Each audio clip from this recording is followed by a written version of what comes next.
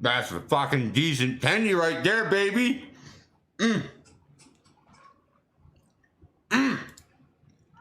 That's a fucking decent tendy right there, baby. Woo!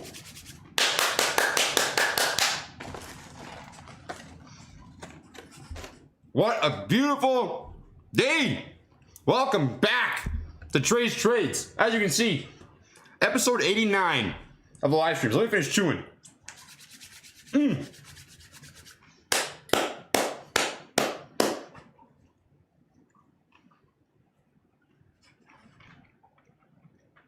Oh, that hits the spot.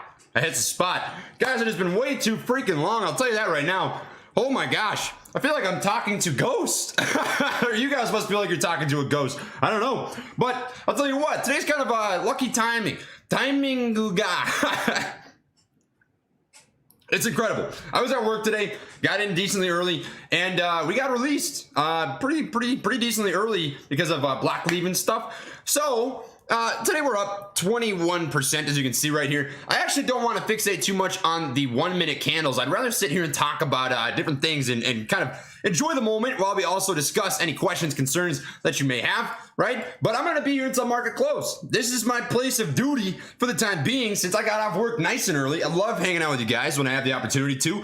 So, look at this, 30 bucks. You guys will have to enjoy, sit back, kick, relax while I eat some freaking tendies at the same time, because that is what we do when the boom boom candles are ripping. As you can see here, Lamp is in a different spot than she was previously. We do still love the mistress. She's got some cards, a diamond buyer. We got the Kraken buyer. We got 2 T's for Trey's Trades, and she's seen better days, right? But that is still our mistress. The beautiful lamp off, lamp on tradition lives on.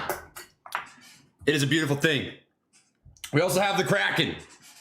Pour some back. We'll probably pour some more back. Last thing that I have before we really get rocking on this stream is you might notice that they're in our super chats, right? I did turn those off, and you haven't got to notice the ramifications of that, but I do have those off for my own reasons. So I'm just gonna read the chat. We'll be reading the chat, and if I miss you, I apologize. Right? There's 1,300 of you guys here. There's one of me. Try and read as many as I can, and I'm gonna enjoy my attendees. I'm gonna enjoy my lunch. And then once I'm done with that, you guys will have a couple hours to chill, hang out. We can do whatever the fuck you want, you know? It's a good time.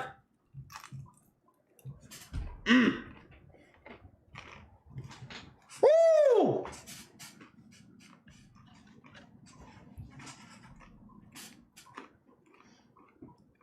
There's something about watching a Hulk dick that just makes your tendies taste that much better, baby.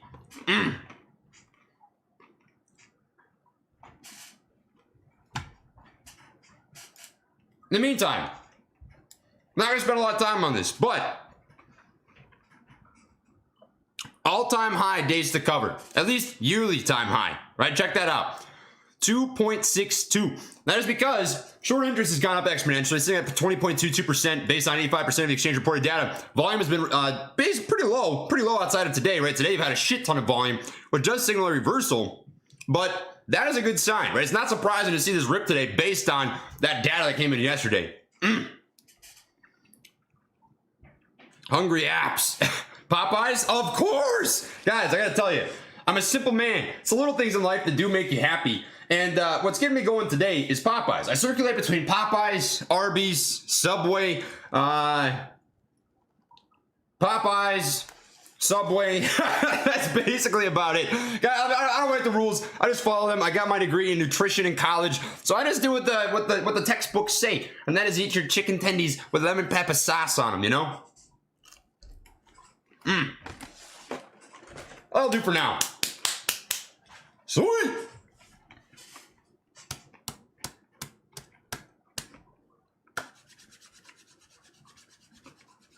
And Wendy's. And Wendy's. I couldn't forget that. Thank you, JR. Thank you, JR. I appreciate you. Drinking out of my MC glass. All right. Well, I don't know how many people have been waiting for this. I know that I have for quite some time. So let us give you a little update on me, and we can dig into the charts, because that is really what's interesting about what's happening right now. Sitting at $30.25. What I'm watching for as of right now don't fixate on the 1 minute candles too much, right? I'm not here to keep you here. You guys go do what you got to do. This is a place to hang out, chill, ask questions if you'd like to. But this is a supply zone. Supply zone starting at about $30.83 up to $31.30. And this is marked in red. I had this marked in red before I even came home. Then you can see it rejected right here, right? Rejected, retrace a little bit. It's not a bad thing. It just has to come back up and retest that 30.80 level. And a breakthrough, that's going to bring you up to another zone, which is up there almost at $32, which is pretty solid. So we'll leave this on in the background. You can watch it if you'd like, but otherwise, life's been pretty busy for me, my friends. So I apologize that it's been this long. I wish I could have came back sooner to live stream with you guys, but I am working full-time active duty military for the time being. Can't say much more than that, but I am going through the medical boarding process. And essentially what that looks like is over the next 3, 4, 5 months, I go to a lot of appointments. I fill out paperwork. I got to take care of the back end of things, and they'll medically retire me from the military. The reasoning for that being that my left eye is blind. You can probably see a little scar right here underneath my left eye. It's from some steroid injections I've gotten, and it's for the heart stuff. I actually feel pretty good. You only need one eye to see, so I'm chilling there in that aspect, but it obviously poses problems for wielding a weapon or doing anything in those lines of work. So I've been spending a lot of time on that. I've been chatting with my mom. I saw her for Thanksgiving. That was actually pretty cool. She, or not Thanksgiving, it was before that, a couple weeks before Thanksgiving, but she flew out here, and that was the first time I'd seen her in about 1.5 years. So that was good stuff too. What else? What else? We got another cat. His name's Franklin. He's chilling in the room over there with Alpaca, my roommate. We'll bring him out and you'll get to meet Franklin here in a little bit. But yeah, that's basically life. Life is good. We're all chilling. We're all having a good time. And I'll tell you what, the Deadeye Collins gang is here to watch some tendies, baby. And that is looking pretty decently nice. So that's kind of what I've got. Give you a brief update on what the Ortex data is looking like. Keep in mind, that is not giving you the entire picture. That's just base short interest. Does not take into consideration the derivatives market, which is important. Does not take into consideration high frequency trading, algorithmic trading, blah, blah, blah, blah, blah. But I'll tell you this, Spider-Man. People must have liked that movie. Good day. Good day. Holy piss. Piss. We need some lamp action in this game, baby. Not bad. Ape with the patch. I haven't worn the patch in a while because my left eye doesn't hurt. It doesn't hurt. I just can't see out of it. I'm chilling though. 32 would be amazing. Yeah, I wouldn't mind. I definitely wouldn't mind that. That'd get us moving in the right direction. Should I tweet out? Should I tweet out that I'm live?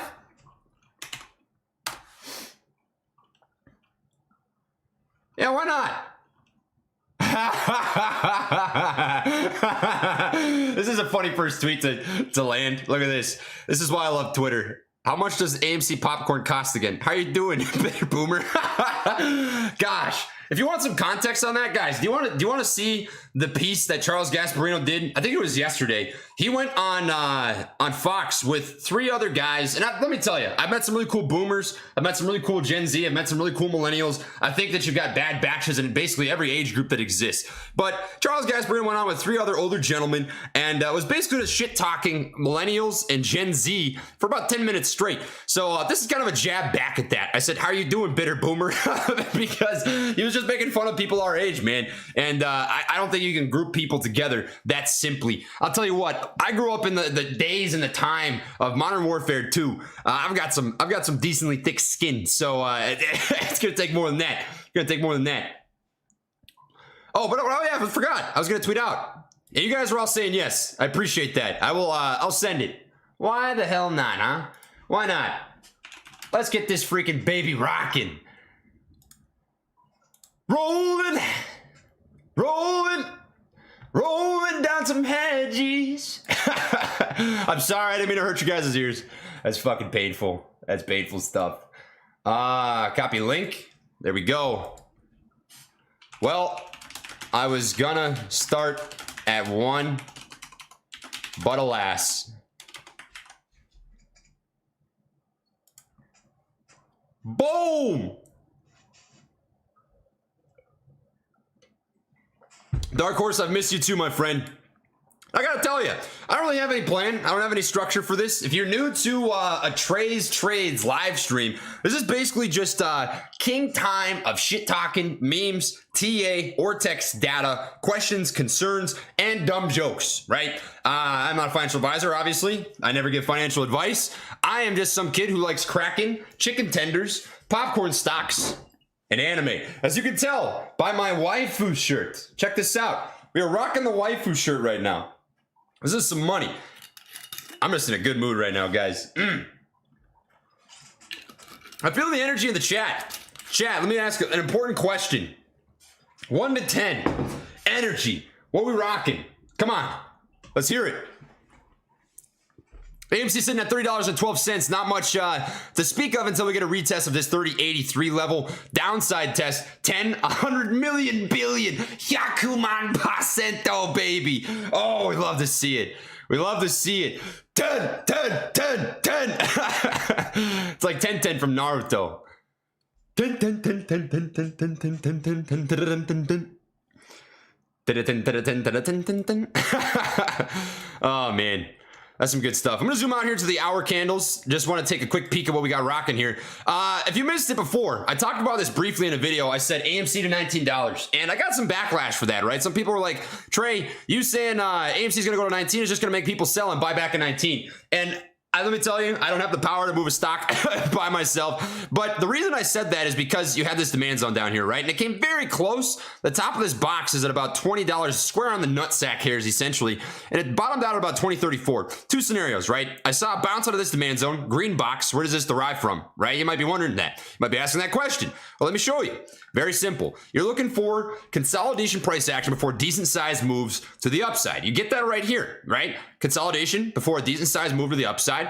So that was back on May 27th. You fast forward. That zone still applies. So what you can expect basically is this is the point in which high frequency trading machines dictate, yes, this is a price level in which we like to buy stock. And it got a bounce out of that level. The other scenario was a gap fill. Obviously, you wouldn't like to see that as much, but there is a gap fill at that $16 level. It has not come to fruition at least yet, right? This derives from the daily price candles. You can see right here. There's a gap between 1633 and about 1764 or so, and we avoided that, right? So it took the better of the two scenarios and is bouncing up pretty nicely here. And the reason I'm very happy about this is the volume on the day, right? Why is this important? Well, we've seen false breakouts before, and that's probably a good example of what I'm talking about. This doji candle, right? Attempted to break out of this large pennant formation, but the volume didn't follow through, right? Same volume as every other single day. And typically with breakouts, if you don't get the volume follow through, it's a false break. What do we have here today? Monstrous volume. It is pretty early in the day still. We have another 2 hours and 15 minutes of trading, and we are rocking 113 million total volume, which does indicate pretty likelihood of a reversal. On top of that, you got to break out of this very bold downtrend line right here, which I would consider to be the month-long downtrend channel that we've been trading in for quite some time. And that is obviously very nice. You're looking at the hourly candles. There's no red candles in here, just straight Hulk dicking, which you do love to see. We call those, you already know, drop it in the chat before I even say it, because you already know what I'm about to say. Come on. Come on, what is it? Let's hear it. It's them boom boom candles, and that's all we're freaking cooking today. Now that does not mean, right? It does not mean you're going to continue to see this momentum into tomorrow. We may not. What I'm watching right now, and what's most important, is watching the price level, the price action. And we're right below a supply zone. So it'll either knife through the supply zone or the upside, test out that $32-ish range, or it'll come back down to what I think is likely is a retest of this downside trend line to ultimately bounce back up. That's the bullish case scenario, right? Why do I say that? Well, because previously acting as resistance, a confirmation of a breakout is if it now acts as support. So what that would look like ideally if it rejects here is it would bounce off of this trend line, come back up to ultimately test out this next supply zone at about that $32 range. So that's the brief breakdown. I've given you my my 2-cent TA of the day, baby, and I don't know. that's about what I got for that. That's all I have to say about that. Oh man, I'm just rambling. One Trey fiddle with glasses, bullish. Oh God, what am I doing, guys? Hold on a sec.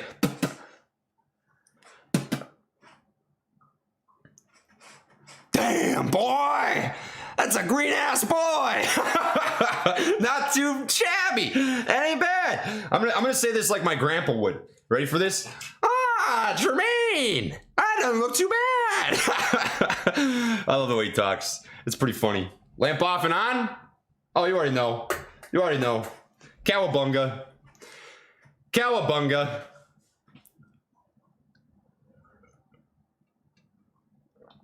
Damn, boy, he thick. That's a thick ass boy. Oh, funny. Anyone have any good memes? Let's see some memes, huh? Trey, what's going on with the silly chicken, Uncle Bruce? I haven't heard about that guy in a minute. What is going on with him? Yeah, this is the tea that I live for. I haven't even thought about Uncle Bruce in so long. Guys, if this is your first time tuning in, Uncle Bruce is, he was a GameStop guy. He was a live streamer back during the GameStop days. And I actually brought him onto my channel once upon a time, and we had a discussion about AMC versus GameStop. And he disagreed with me, right? He thought that GameStop was the only stock of the two that would have some upside. In fact, he told people to sell AMC, and he went on a pretty long live stream rant. I don't have anything against him, right? But it obviously affected his channel. He had over 100,000 subs. Now he's at about 90.4 videos. Yeah, some people watch him, but I don't know. I guess that's about it. I just forgot this guy existed, to be honest. I think he chatted with me and Max Marr. If you guys remember Max Marr, he's a pretty cool guy too. I haven't talked to him in a good minute, but I should soon. He's actually from Minnesota, just like me. We went to the same college for a very brief amount of time. St. Cloud State University. Max Marr. Check this out. This is wild. He was on the track team. Boom. Isn't that crazy? That's Max. What the piss? That didn't even look like Max. Hold on. We got to get a side-by-side. Let's get a side-by-side. Because that's some funny stuff. Max Marr. There we go. Look at that. Holy piss. That's so wild. That's so wild. But I was also on the track team back then. So St. Cloud State University. He was there, I think, a year before me. Tremayne Collins. There it is. Oh man, that's greasy. So greasy. You love to see it. The pencil stash, the peach fuzz goatee. I don't know what the fuck my hair is doing here, but I had the mullet, the curls for the girls, and not in the arms because I was still pretty scrawny back then too. Yeah, that was something. That was something. Where am I in this? I think. Yeah, that's me. That's the guy. Let's see if I can zoom in on this.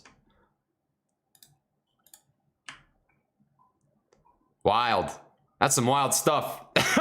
Quite greasy. Quite greasy. I'd say filthy, but filthy's good. Greasy, I don't know about that. I don't know about that. But nonetheless, where did this even start? Oh, me and Uncle Bruce and Max Marr all had a live stream together once upon a time on my channel. And we just talked about AMC and GameStop, and he kind of, I don't know, he kind of self-destructed a little bit. He did it to himself. You live with the consequences in life of whatever you decide to do, good and bad, right? You reap what you sow. And he made a decision, and I'll give him credit for this, right? He stuck to his guns. He didn't backpedal. He stood by what he thought, and I can respect that even if I disagree. So power to him, man. Sitting at 30-20 right now. You are watching the 5-minute candles. Currently, RSI sitting about 61. MACD's trying to curl back up from the red. You'd like to see it curl back up in this direction. Obviously, back into the green to get an attempt at this 30-80-ish level. But most importantly, right, if you're looking at the very microscopic, which doesn't matter unless you're playing options, to each their own. I'm not here to tell you to buy or to sell. You do what you got to do, right? But if you're playing options, you're watching the short term, that's what you're looking for, right? A continuation of this trend line, a break beneath that would likely bring you down to somewhere in this, first off, probably about 28.50, 28.90 level. So I'll mark that off in case you want to watch. That's about where I would look. It's looking pretty solid. It's not bad. I mark the green lines as support. Red lines are typically resistance. Not a dead freaking cat, boys. The boys, where are we launching? Where are we landing? Man, you guys are going nuts. I'm loving this. I'm loving this. I miss this energy, guys. You're making my day. You're making my day. Hey, I'll tell you what. I used to do this back in the day. If you guys drop, we get to 4,000 likes on this live stream. I don't even care if you subscribe to me. Do what you want to do, right? But we get to 4,000 likes. We'll pour back some Kraken and give you a toast. That was a tradition, and it still is. And I'm gonna put back some Tendi while we freaking watch this chart because I'm a hungry boy. I'm growing. I don't know if you guys can tell, but I'm up. I'm up like 3 pounds. 3 pounds of pure fucking gorilla. Oh man. And it's all thanks to my splendid diet. Lamp off and on. I got you. I got you.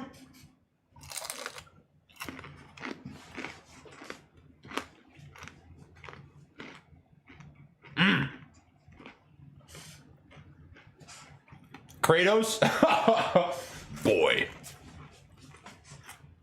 Boy.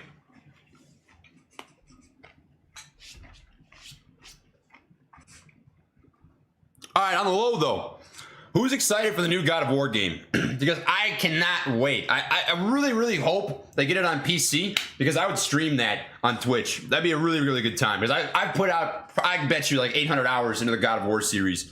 I actually like the new one probably more than the older games. It's pretty solid.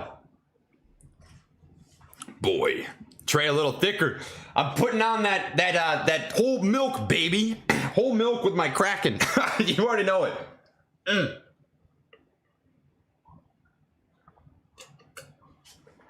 Subway Cup gonna be mad you're cheating on her with Popeyes. I wouldn't do her like that, right? I'm not drinking from a Popeyes cup. I'm only eating tendies. I'm drinking out of my AMC cup because we love popcorn stock. I think this is something really important, right? Whenever people try to make fun of AMC, they always call it popcorn stock. So you know what I'm gonna do is now I'm calling this popcorn stock, because I'm taking the power away from you. Suck 'em. We like popcorn stock. How could you not like popcorn? I've got a popcorn machine back here by my freaking TV. You can't see it though, because it's behind this curtain, but trust me, it's there. It's there, baby. It's there, baby.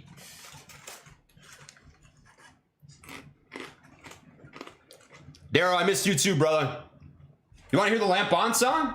Is that what I heard? Man, I mean, I'm not against. Charging. Let's see what we can do.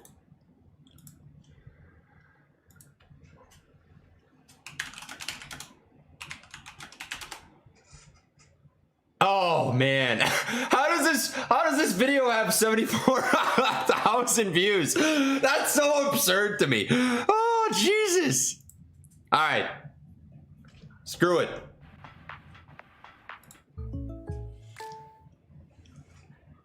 All right, guys. All right, you know what it is. Come on, drop it in the chat. Drop it in the chat. Those OGs know. Lamp on. Lamp on. Lamp on. Lamp on. Lamp on. Lamp on. Lamp on. Lamp on. Slam that ass. Oh, candles. Come on. This is so stupid. Holy Toledo.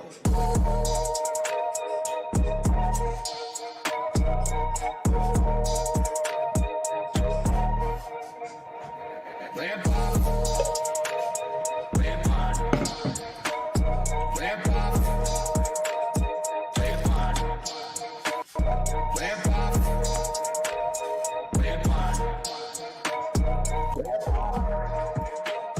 Lamp on. Slam that ass. That's good.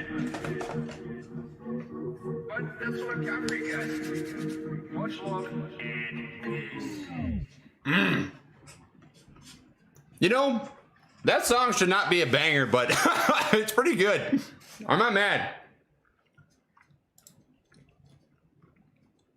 I'm not mad. Rico Sanchan. 115 mil volume on the day, baby. That ain't bad. That's a pretty solid day. Thick boy. Am I going on MSNBC? I am not. Not that I know of. Not that I know of. Oh, TMI texted me. You want a dual stream for 15?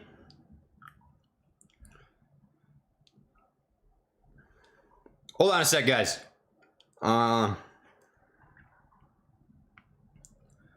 What you thinking?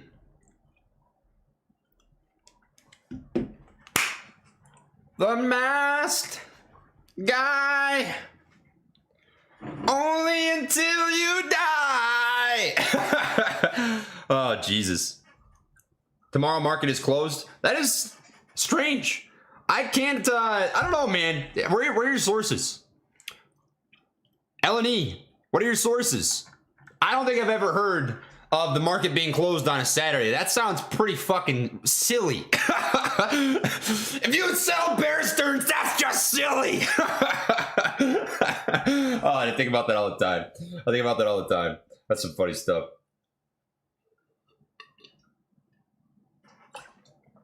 Oh, jeez. Let's read this. Hold up a sec. Silas says short squeeze rally likely into year end. CN. Oh, no, I don't think I'm going on that. They haven't contacted me.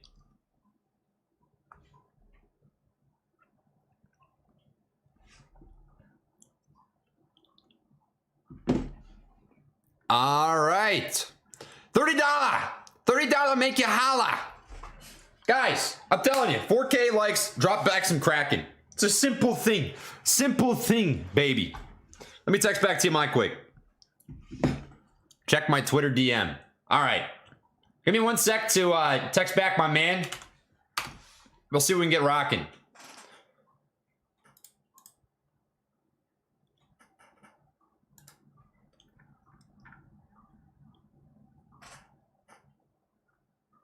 I think that'll work. You guys want to chat with TMI for a bit? Nice. I just don't know. I can send him a link. I don't know if he's gonna be able to see me. Yo, can you even hear me? On his screen. Like, I don't know how that part's gonna work.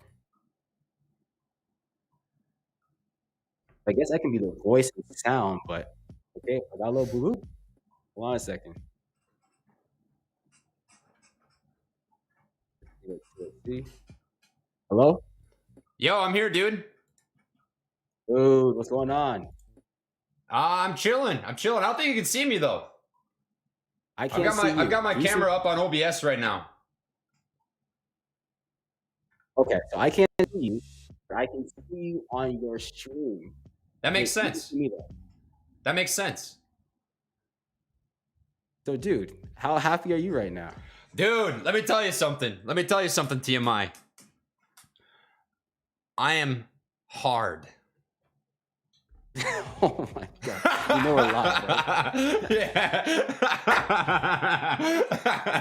No, dude, it's a blast. I fucking love this stuff. I love kicking it on live streams and chat with everybody because this is what it's all about, dude. Let's go.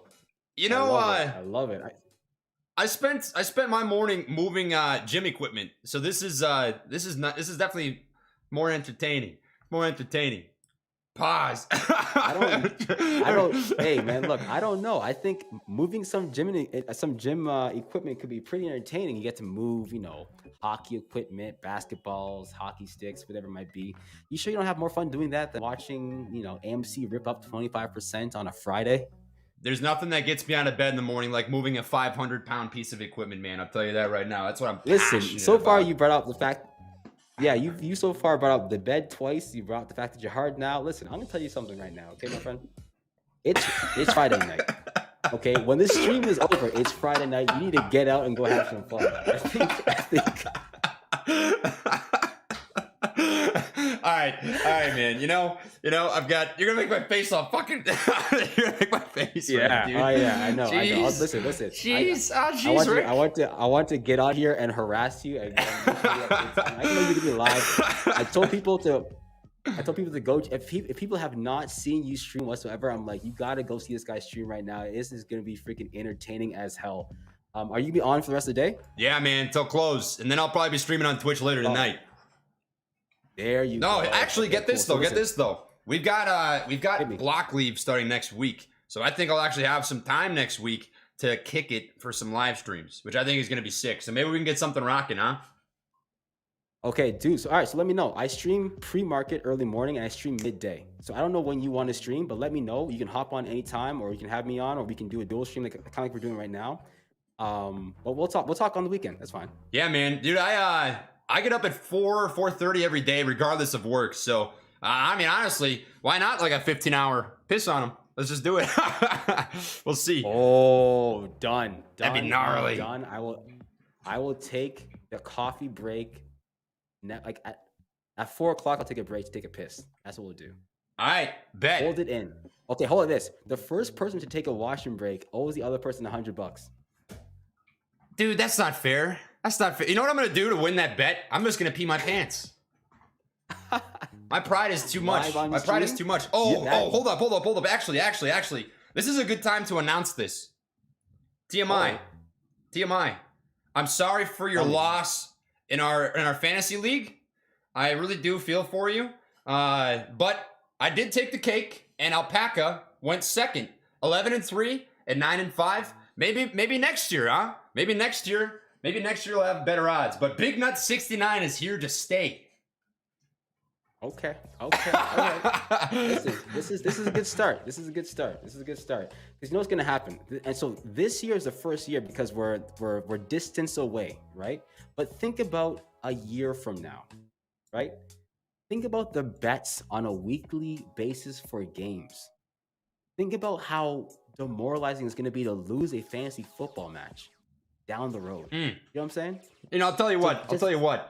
When we're gorillionaires, I will bet you my entire net worth that I'll beat you again. And you know what? I won't even draft. I'll auto draft. Okay. How about this? I will bet you the master bedroom. The master bedroom. No. Hey, I'm saying keep your net worth. I just want the master. I will bet you that keep your net worth. Okay. So when you move in, the bet is for the master bedroom. Who gets it? No, I would say you get it. But until you beat me again, then we'll switch. Interesting. You know, I'm fine taking any bet you propose because I know what I'll win. So. Okay, so this will do. Let me think on it. I'll bring some proposal bets towards you for the stream on Monday. Then we'll talk. I bet. Done and done. All right, listen, my man. I'm gonna hop off. You enjoy. Everybody here, feel free to go hop over to Trey's channel. He's gonna be live for the rest of the day. Enjoy yourself, Trey, my man. I'll talk to you after the stream's done. Have fun, buddy. Much love, brother. Always a pleasure. Go do your thing. Talking a bit. Take care, buddy. Ah, man. That man is like listening to Cool Whip. It really is a pleasure. I like TMI. I really do. He's a good guy. All right, here it is, guys. No BS. We're just shooting it straight, right? This is a potential a break of an uptrend, right? Which means that you can see retracement. I'm shooting it to you straight. We're not here to obsess over 1-minute candles, 5-minute candles, hour candles, birthday candles, green candles, pink candles, or the special kind of candles that people like to use for their own purposes, right? I'm here to give it to you how it is. Retracement is definitely possible here. I marked the green line. We can also zoom out a little bit, look at the 1-hour charts, and see what we got rocking. There is also a level right about here at 29.50. So if you don't see a hold there, you could see about a $1.75 drop. Just be watching for it, right? It's healthy. We've seen nothing but big wiener candles for quite some time now. And if you are a female, right, the diamond ovary candles for a good couple hours. So it's okay to have a pullback. It's healthy. It lets the stock breathe a little bit. We're all chilling. We're all having a good time. So there we go. Cow a banga. Do I have a P.O. box? I'd like to send you a handmade gift to thank you. I do, actually. I do have a P.O. box, and I don't know if it's in the description box here. Actually, it's not. Fix that right now. I will fix that right now. That is an easy fix.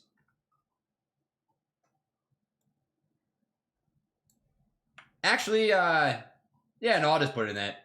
I'll put it in the description box. My P.O. box is at the top. I just saved it in right now. So if you want to send me something, feel free. Of course, as always, there's no need for that. I just got that because people wanted to send me some stuff. So that is on the table for you. Also, this is one last thing that I wanted to say because I have not announced this yet. But since I've last live streamed, I had my Instagram deleted. And that was a pretty fascinating thing because the reason they deleted it was for being an impersonation account. And the only thing I can think of is there are so many fake accounts of myself that they deleted the actual account, which is fascinating. So I finally made a new Instagram. I tried getting that one back for a good couple of months and I was unsuccessful. So if you do want to check that out, this is it. It's literally mostly just memes. I mean, I gotta be honest with you. I'm just gonna shoot you straight. I really don't post much on here other than some awful pictures, just funny stuff. But it's real Trey Collins. And if this gets deleted, I don't know what to tell you. I might just not be meant for Instagram. But I've had a couple people ask me, Trey, is this you? I get DM'd all the time. Trey, is this actually your Instagram? No, it is not. This is my only Instagram. Real Trey Collins. None of the numbers, none of the extra Y's, none of the extra L's, none of the extra blah, blah, blah. This is the only one. So if you're interested, it's there. If not, that's about it. We're chilling either way. 300 likes, 300 more likes for Kraken. That's right. That's right.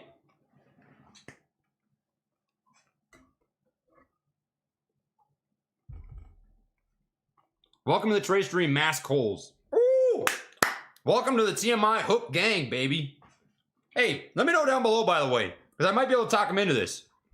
If TMI was to do a mask unveil, would you guys be interested in that? Because I'll tell you, I've seen his face.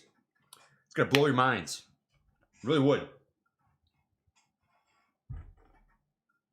Booty-san senpai, I miss you too, baby.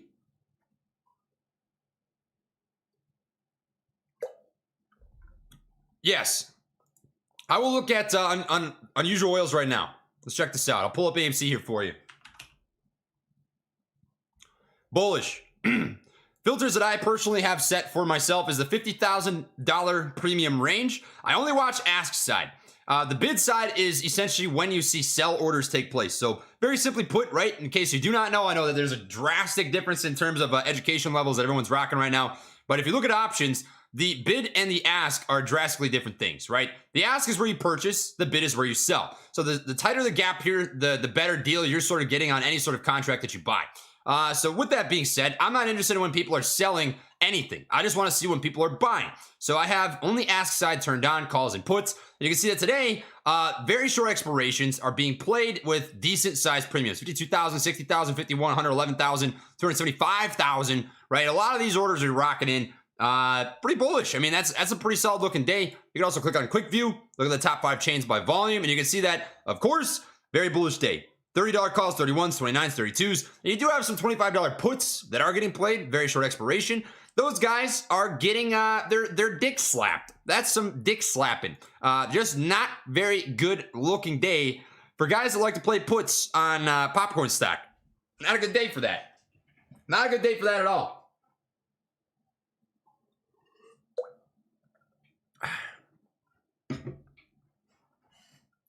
Beautiful. Glock 9, 100 million volume, up over 20%. Trey live streaming, trifecta. The Treyfecta. Oh, no, I'm kidding. That was bad. That was bad. I appreciate you stopping back in, brother. Thank you for that. Thank you for that. You're the man. All right. Like the video, 4K equals Kraken Kingdom. We have not been to the Kraken Kingdom on a live stream in a very long time, my friends. That's man, you guys are you guys are crazy. I love it. I love it. They will try and keep it under 30. Yeah, so that's definitely a possible thing. If you want to see sort of why they might try to pin calls down or stock price down in certain levels, watch the call options chain. Where is the most active open interest? In this case, today's expiration is the 30s and the 32s. 17,000 total contracts, 25,000 total contracts. So where's the most pain that gets induced upon market makers, options market makers specifically, that write up these contracts? It's when these really run in the money. You know, the market makers make the most money when a stock has no volatility, when it just stays absolutely flat, because volatility is where options really print out, right? Either direction, up or down. So what they try to do, if they're going to do it, is pin price below specific levels. So why 30, right? Because that's where you see the most open interest outside of 32. And you can expect that a break over $30 for AMC would bring you a pretty heavy amount of momentum up to that $32 level, because that's where, you know, there's some decent sized contracts and there's a lot of hedging that could take place. And hedging leads to gamma squeezing, and gamma squeezing leads to hard nipples that'll cut through your shirt. You know, diamond teats. That's pretty much it. We did it 4K. So here we go, guys. I appreciate you all, and I always give a toast every time I rock this this sort of setup, right? to everybody who's been in the corner, right? My corner, the community's corner, each other's corner. I'm pulling this back for you because the last year has been absolutely freaking insane. And I say that in terms of euphoric highs, shallow realm lows, right? You guys have been in between all of it. All of it. And there's people who have come and gone, right? And I don't blame you. You guys are all made to do your own decision making. But to everybody who's here right now and who supports what this stands for, what the play stands for, what each other stand for, your neighbor stands for, right? Pouring that back for you. I appreciate you. That's what it's all about, right? Peace, love, and praise and booty. So cheers.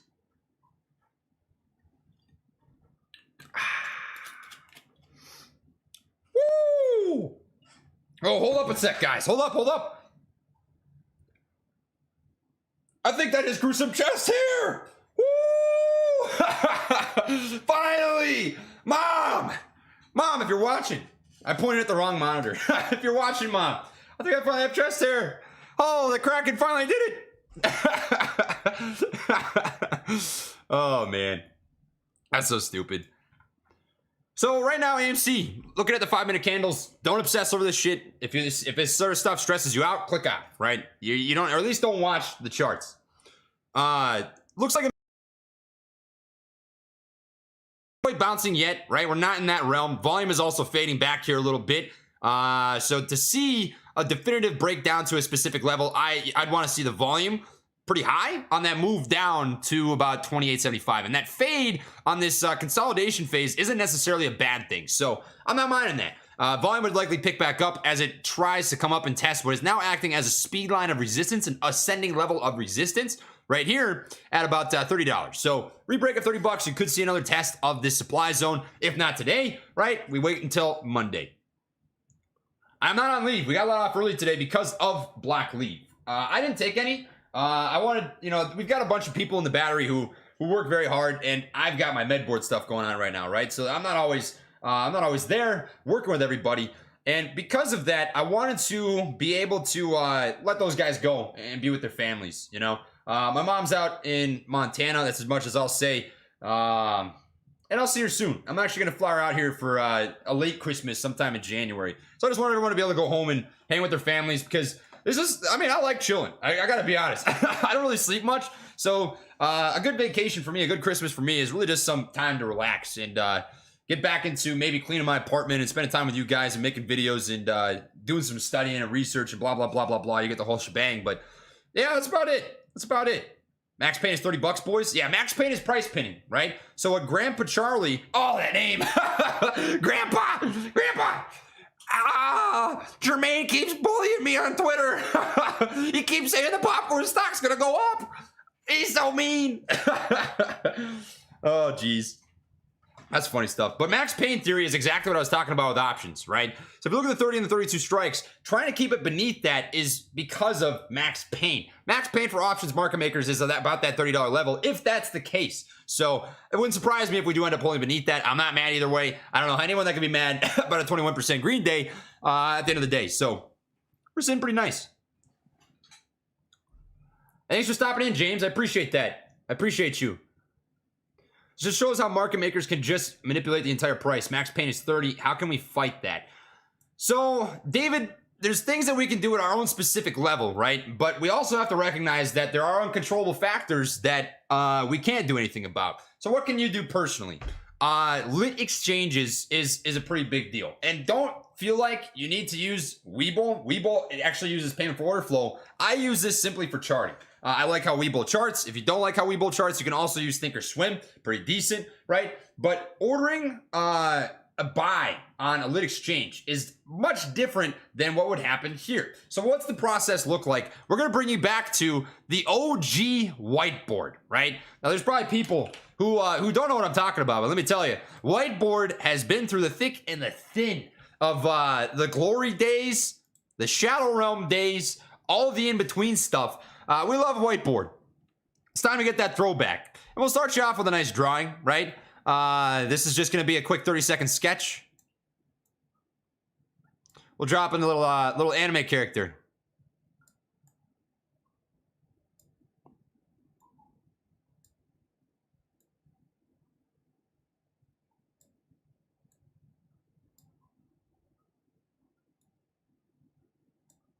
concentration, focus, determination.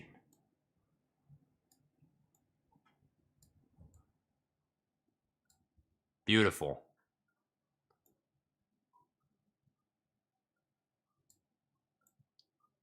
What the hell is that? His eyebrow's not an oval. It's an oval. It's supposed to be a circle. Oh, it's funny. Well, you're just gonna look kind of fucking dumb, but that's okay. God made you just the way you were meant to be. Oh, you already kind of look dumb. Well, we might as well complete the picture here.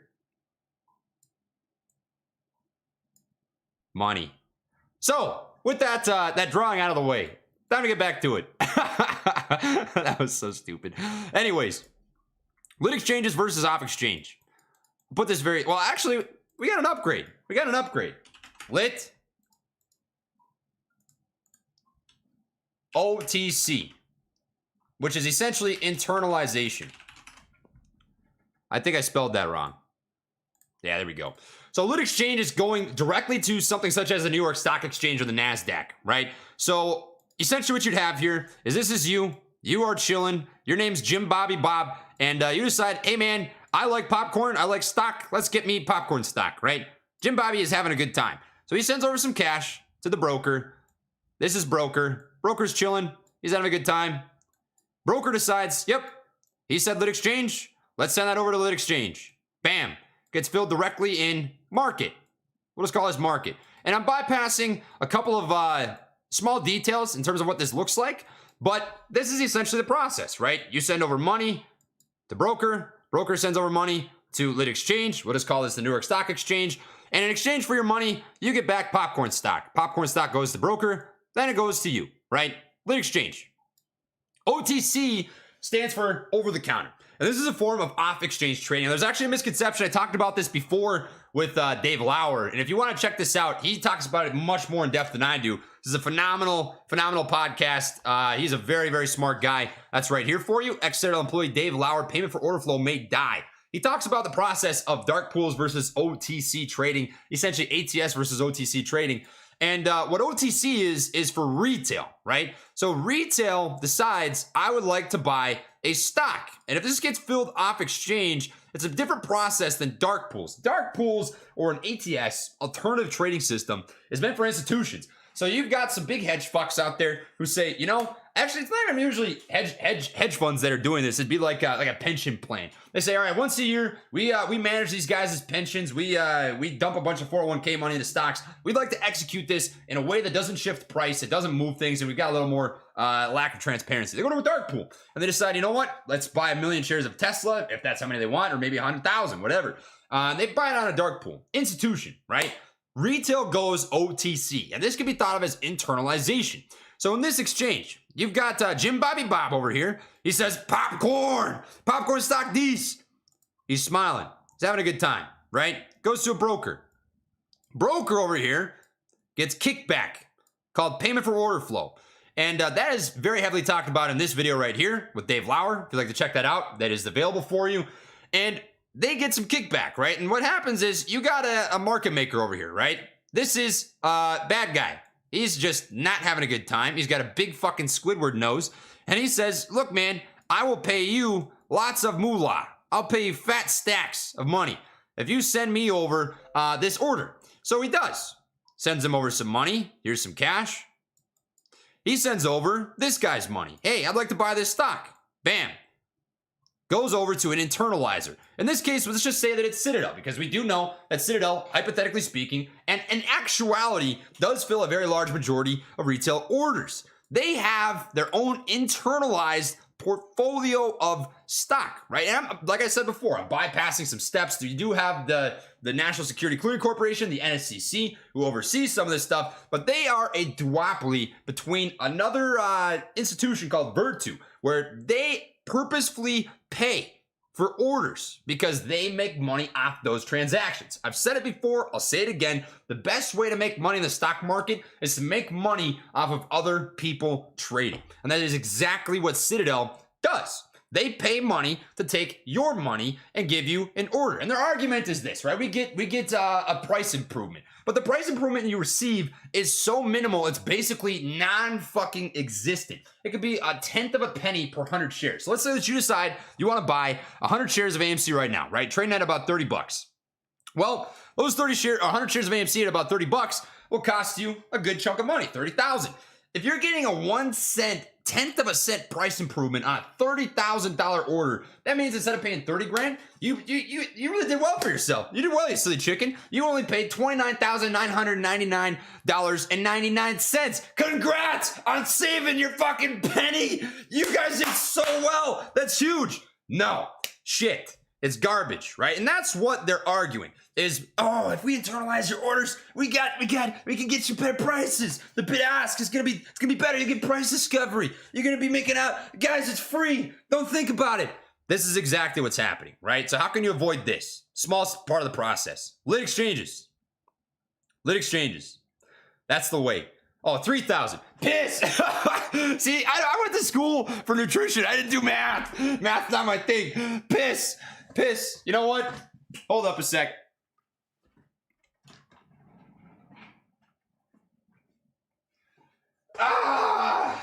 Future.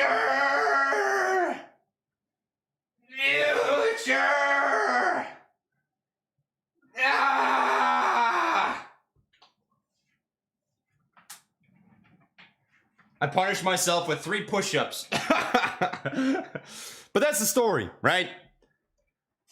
It doesn't make sense. Their argument for payment for order flow, for OTC, for internalization of orders is that you get price improvement, and they're basically just gaslighting you because they're very, very, very marginally giving you a price improvement, but in actuality, they're making money. So that's basically it. Trey can do at least 3 push-ups. Little known fact. Attaboy! 3 push-ups. I hereby challenge everybody to the Trey Fitness Challenge. 3 push-ups a day. It's a tough one. Most will fail. Some will pass. Usually not mortals. It's a tough thing to do. And I don't blame you if you decide not to do it, right? I totally get it. It's an intimidating thing, but fuck, I mean, if you want to join the Trey Fitness Challenge, that's that's the way to do it. That's really it. 3 push-ups every time a candle closes red, and it'll get jacked like Saitama. I should just shave my head bald, honestly. What do you think of that? I accept your challenge, sir. Yes, we're gonna have a bunch of shrimp-looking, freaking beautiful chickens out there soon enough. You really love to see it. You didn't even do 5 push-ups. 3 push-ups for $3,000. That's as simple as it is. So what do we have rocking right now for AMC, right? Give you a quick update here. It's kind of hovering. It's what would I call it? It's trying to leg up off of this 2950-ish level. Not promising it's going to do it yet, right? 5-minute candle. You do have an engulfing candlestick pattern. You have a doji candlestick pattern right here, which is typically a sign of a reversal incoming, and it is testing out what appears to be the 9MA right now. Now, this 9 EMA, the exponential moving average, is something that a lot of people will watch for intraday movement to dictate bullish entry points. If you're trading above the 9 and the VWAP, the volume weighted average price, that's typically a good sign you're in bullish territory. You don't need me to tell you that. You don't need Lions to tell you that. You can see we're up 21% on the day. Pretty freaking decent, right? Not a bad day. Coming up over that 9, which is a good sign. And ultimately, we're going to have to test out that $30 level and this ascending level of support now acting as an upside speed line. So watching that. Nothing to stress out over. I'm not spending a bunch of time on that because this is nowhere near where we're going, where we got to go. So unless you're crunched for time, you're waiting for something specific. That's where we're sitting right now. That's a pretty decent candle. Look at that. Come on. You already know. What am I about to say? What am I about to say? Come on. Lay the scunion. Drop it. Drop it. Yeah. You already know. Welcome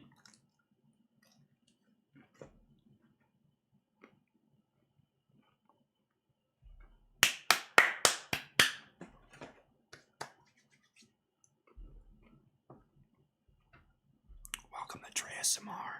Today, we are eating some lemon pepper chicken tendies.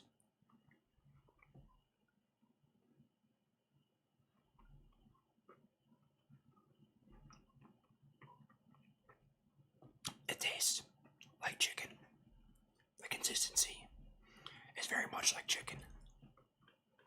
When I swallow it, it still tastes like chicken.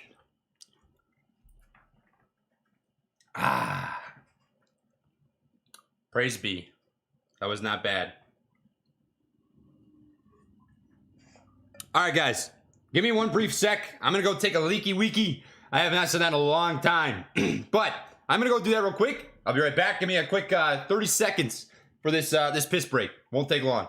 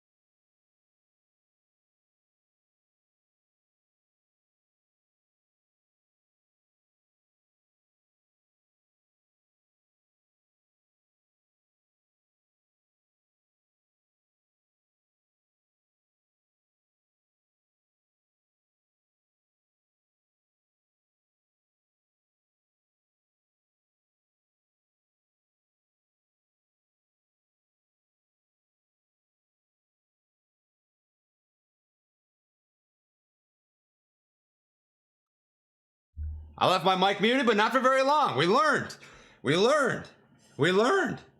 And everyone always asks, did I wash my hands?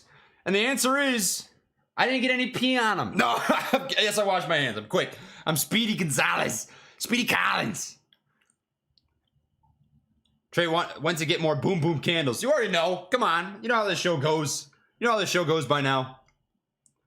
Alpaca, come on air. You guys want to meet my roommate? I don't think you've met him on a live stream. Alpaca is my, he's my lawn guy. I pay him in Baconators to mow my lawn. Did I pee on the seat? You know, sometimes it drips. You take a freaking little sheet of toilet paper. You hope you don't get any on your hand, and you push it down. I miss you too, Space Astronaut. I haven't had a room curtain in ages. So this curtain's actually up because in the background is my window and my actual apartment. And there's some freaky people out there, man. The only reason I put that up, in all actuality, is that there's a local burger bar here in town. You're about to hear story time with Trey. Sit down with your AMC popcorn, right? Crack some Kraken if you'd like, and get ready for a quick 30 seconds of interesting talk. I was at my local burger bar here in town. By the way, we're testing $30 right now. And I was sitting down at the bar like I usually do. I always get myself, the burger's called the Big Daddy, and I call it the Sexy Daddy whenever I order it. Every time I say, I'll take the Sexy Daddy, please. And across from me was a guy named Corey. I won't say his last name. And Corey was sitting on the opposite side of the bar. He noticed me and he watched my channel. He came up to me and sat next to me, and it was cool. We were chatting for about 5-10 minutes. And then he said, can you add me on Facebook, dude? When am I ever going to see you again? When can we hang out? Can I come back to your apartment? And I literally looked at Alpaca. He was sitting next to me. And I went, bro, we got to leave. This is getting fucking weird. And I was like, you know, maybe someday, man, but I got to go. And I came home and I like checked to make sure it wasn't following me on the drive back. I locked the door, and that's why I've got this curtain. I don't want people knowing where I live. That's kind of sketchy stuff. Kind of weird. Who made the playoffs in y'all's fantasy football league? Oh, Pedro, I'm so glad that you asked, because me and Alpaca went 1-2, baby. We went 1-2 in the fantasy league. That was so money. I went number 1. I was 11-3. Alpaca was 2, 9-5. 3 was Aviv, 8-6. Number 4 was TMI, 8-6. 5 was Matt Coors, 7-7. 6 was Jeff, 6-8. 7 was L2BU, 6-8. Review Dork went 8, 5-9. Keenan Grace, 9, 5-9. Short the Vix, dead last, and 5-9. That was the fantasy league, baby. AMC.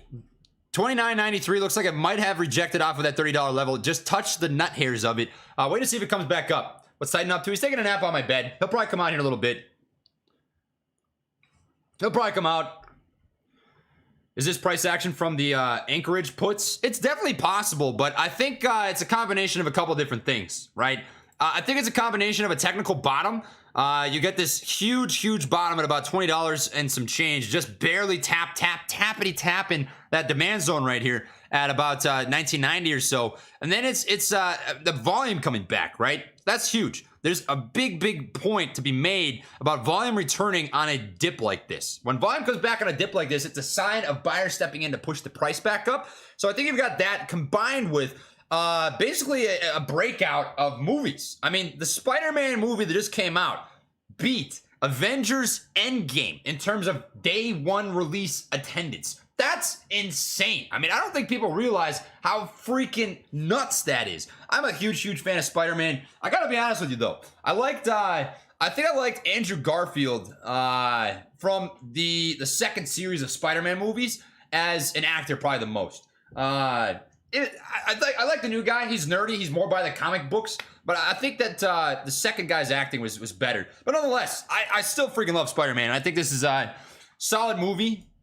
No spoilers in the chat, right? Let's respect each other in that sense. But you've got a freaking phenomenal movie release. That's really a big piece of this.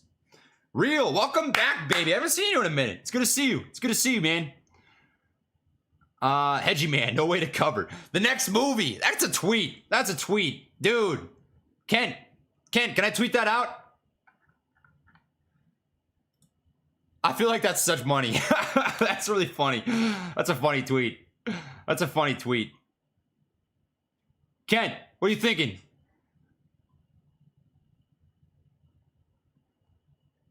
Toby was also good. I mean, they're all solid. They're all solid.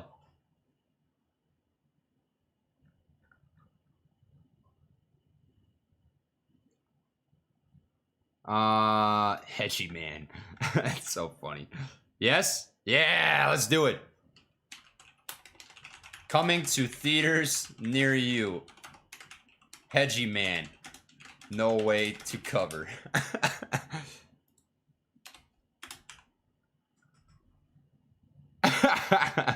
That's pretty funny.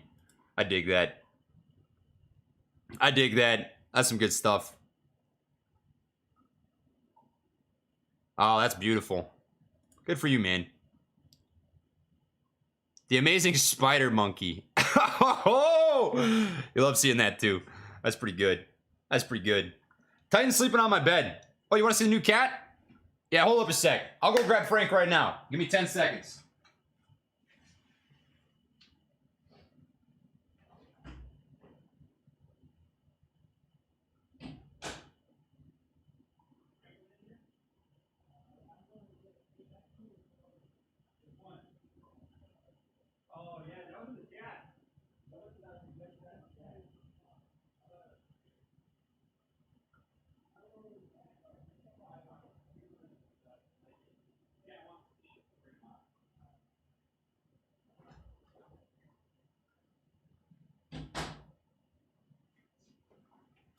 All right.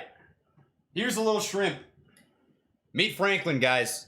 I'm going to change this to my full screen really quick. Titan is not a big fan of Franklin yet. We're trying to get him to grow. We're trying to get him to like him, but it's taking some time. But this is Franklin. He's very timid. He's kind of afraid of Titan, to be honest with you. But he's a nice cat. He always purrs. He's always chilling. He's got a really cute little face. He's Balamese. So Titan is a Siamese cat. Balamese is sort of a sub-breed of Siamese cats. He's very nice. Very affectionate. He loves all humans. He sleeps a lot. He likes to play. But he's not as crazy as Titan. Titan is freaking wacko. He will literally jump up on my fridge. Like, the newest thing for Titan is what he'll do is he'll jump on my computer, up onto my desk. He'll sprint across my desk, onto the stove, and he'll just leap up to the fridge. And Franklin's not that wild. But he's a good cat. He's a good cat. He's sleepy. Love you, buddy.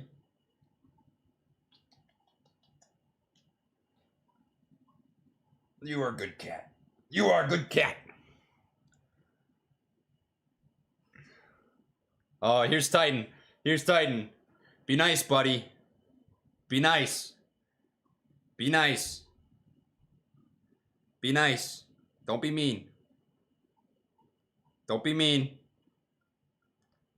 You got a hair on your eye. Let me get that.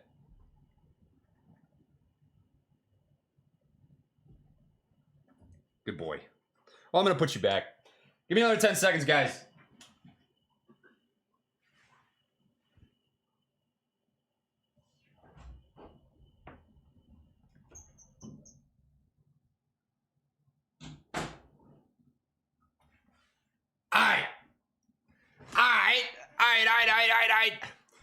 So it looks like this 2950 level is holding up pretty decently strong. This is an insane amount of freaking monkey strength, guys. That's nasty. You got to pump it up, don't you know? Pump it up. You got to pump it up. That's what you're watching. That song in real time being played as if it was Mozart or Bach on a chart of freaking random ones and zeros. You really do love to see it. Titan is the captain now. Titan is the captain. Man, it's taking a while. It's taking a while to get Titan to come around, but he's not hissing at him anymore, which is good. It's just gonna take some time. Titan was the alpha of the house. And there's basically somebody new here, and he had to basically just get used to not being the only guy or the only cat that gets attention. I am the crazy cat man at this point. I think once you have more than one cat, you can officially be called the crazy cat person. So here we are, crazy cat man. I'll own it. I'll own that title. That is how she goes. Oh man, I did not do that. That is such a good point, Ginger. I almost forgot. All right. Here we go. The magic arrow. In case you do not come here often, in case this is your first Trey's stream, we do something that's pretty spectacular here, right? I don't make rules. I abide by them, right? We are simple citizens of the world. And all that we do is abide by, classic TA. So when you're going to watch some classic TA. We draw an arrow on the chart, and typically the stock price follows that arrow.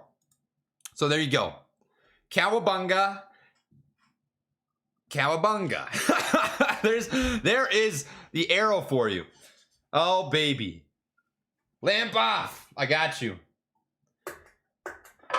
AMC's volume, kind of stagnant right now, right? It's in a consolidation phase. It is, no, don't bat at my monitor, buddy. Stop.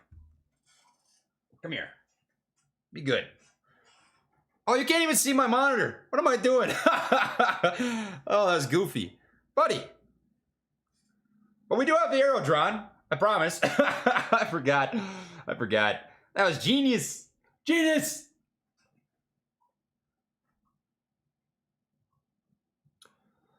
Solaire, I do not know if I'm going to be doing another interview with Adam Aaron. I've reached out to him a couple times via text over the previous 2.5 months, and I haven't heard anything back.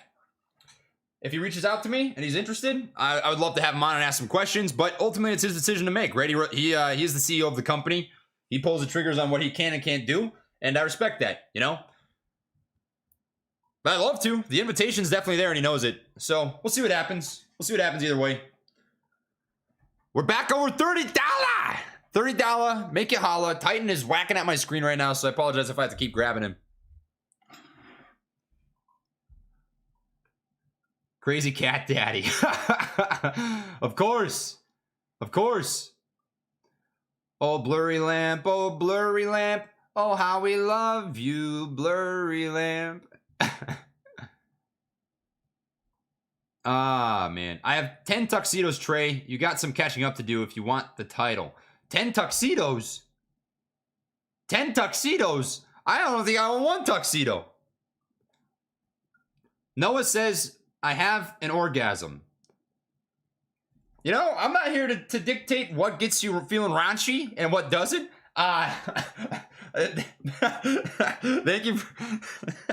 Thank you for sharing. I really do. That's all right. I don't know what to say to you, dude. I mean, I really don't know. That's nice. That's cool. Oh, look at this. Maybe I do too. 30-25. Yeah, not bad. Stop batting at that, buddy. I mean, if I had to say so myself, guys, this is some pretty nice gamma. You're watching some pretty nice gamma take place right now. And don't be fooled, right? It's good to see and admit when you are seeing some form of gamma happening. And this is, to some extent, gamma happening. How does a gamma squeeze happen? It happens when a lot of different open interest calls or puts run in the money, and they have to get hedged for by the market makers who wrote them up. And today we're up almost $6, meaning we were at $24 before. So 6, 11, 9, 11, 8, 6, 17,000, right? All of these have likely gotten hedged for today, which is why you see so much volume rocking on the day. A lot of this is probably market makers hedging against calls that have run in the money. So this could get out of hand pretty quick. It is also, if I am correct, feel free to correct me if I am wrong. I'm pretty sure it's quadruple witching day today. Not important, right? A lot of YouTubers, including myself, have overhyped that in the past, which is why I don't really talk about it. It's another day in the books, and what you're watching is, you know, one of the positives. It goes both ways. Sometimes you have green days, sometimes you have red days, but this is still nice to watch nonetheless. 10. Fap up for a gap up, says Nate. I don't think I can do that on the internet. That's probably a little weird, but I appreciate that. You guys do what you want to do with your free time. I am a simple guy who's sitting here with his cat, batting at his monitor. He's obviously very excited about what's happening with the chart right now, which is good. Ortex update. For sure. Don't obsess over these numbers, guys, by the way. Look at the overall trend. There's a reason that in my videos I very briefly touch on them, and it's because you're looking at the overall trend, and the trend is in our favor right now, right? So if you're just tuning in, this is the first you've stopped into the channel. Estimated short interest is at 20.21%. We did just hit a basically all-time high of short interest, 21% higher than it was back before this June run-up, and even higher than it was back here back in September when we hit 20.7%. Days to cover is probably what I'm paying the most attention to, though, right? Days to cover is short interest divided by some form of a time frame. With the short interest going up the way that it has and volume remaining consistently low, it's difficult for shorts to cover positions in a good way, right? Because there's just not enough liquidity available to get out 103 million total shares shorted into the market that quickly, right? Pretty solid stuff. It's not bad. It's not a bad thing to see. So days to cover, what that means, hedgy's fucked. It means hedgy man, no way to cover. At least not quickly, right? It's very, very tough to cover a short position when there's not enough trading taking place, not enough orders taking place to get out in a good way. Donut review. Oh, Trey's hoodie. I haven't seen you in a minute. You're an OG. You're an OG for sure. I haven't done a donut review in a long time. I don't have any donuts here right now, but I do have Pop-Tarts. Do you want to see a Pop-Tart review? Do we want a Pop-Tart review?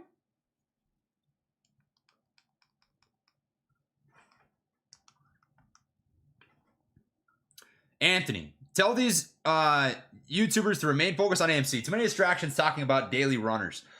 Anthony, I'll tell you this, right? I'm not here to dictate what other people do with their channels. I'm here to decide what I want to do with mine. And I've made my stance very public, and I'll make it public again.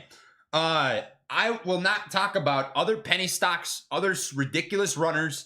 I'm only going to talk about AMC until the time has come that I feel we've won this war, right? And that doesn't necessarily mean that I won't talk about other stocks, but I will not talk about penny stocks. There are a few blue chips that I have on my mind right now, right? But that's much different than this. Those are long-term holdings. I'm not chasing some shiny penny right now on YouTube. I do have a Discord, right, where I do trade other stocks, but it's for a reason that I keep it private there. It's because those people want to be there to trade other stocks. My YouTube is not built off that. I can only speak for myself. I'm not here to say what other people can do and cannot do. And down the road, maybe I will talk about other things. But that's my stance, man. People do what they want to do, and that's about it.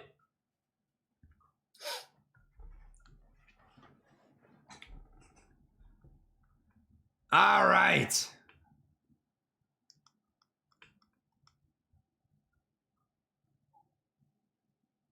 Have we gained back everything we lost in the overall downtrend break?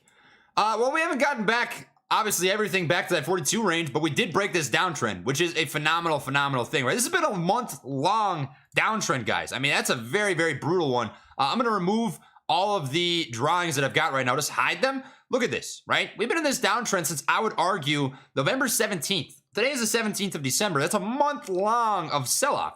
And you've broken that downtrend here today. You can't tell because I've got a million things drawn up, but the candle is, in fact, above that. Now, looking at this from a macro perspective, to really get confirmation, you would want to see Monday that it continues on that trend. And even more so, I'd like to see a bounce off of that descending level of now acting as support, right? But it's very, very promising looking. That does look like a clean break out of a downtrend that could continue on heading into Monday. So pretty solid. It's not bad. Titan, buddy. There's nothing on my monitor. Come here. Quit it. Good boy. You are getting so fucking thick, buddy. You are thick. You really love your cat food. Meow.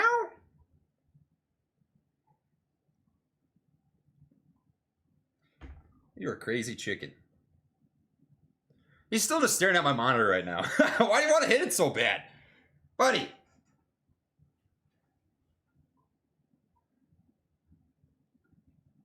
What? You're so goofy. Don't bite me.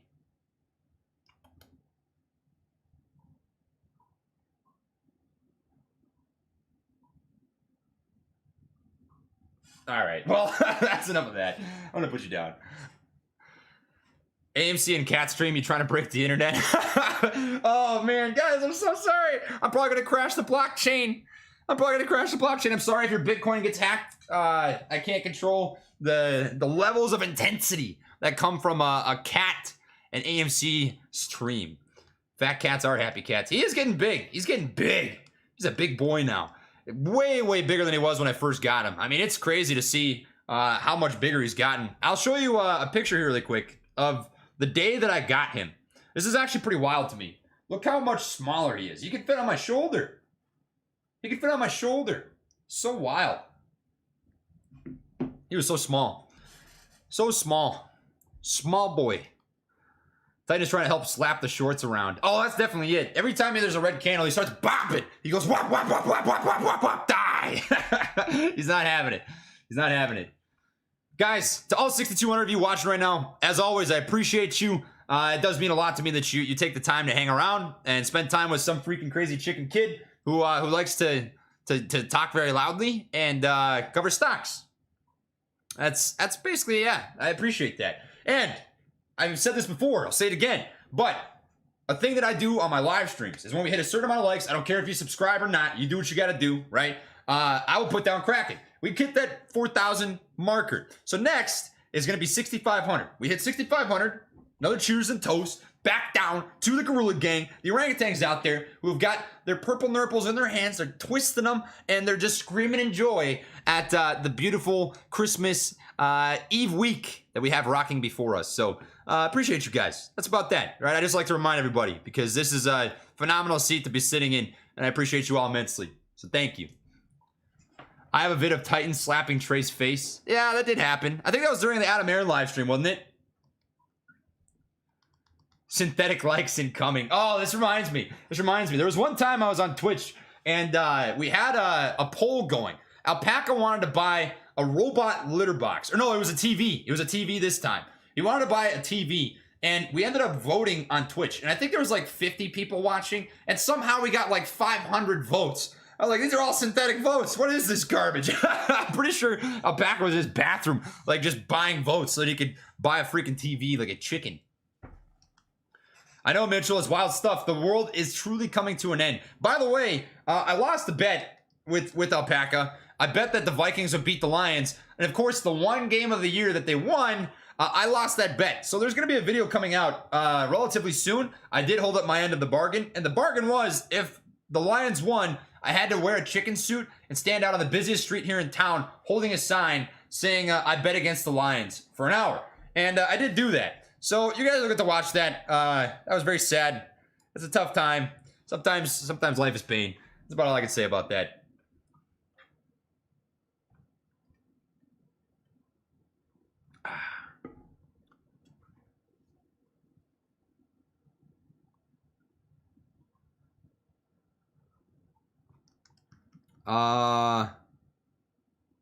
TP? What is that, toilet paper?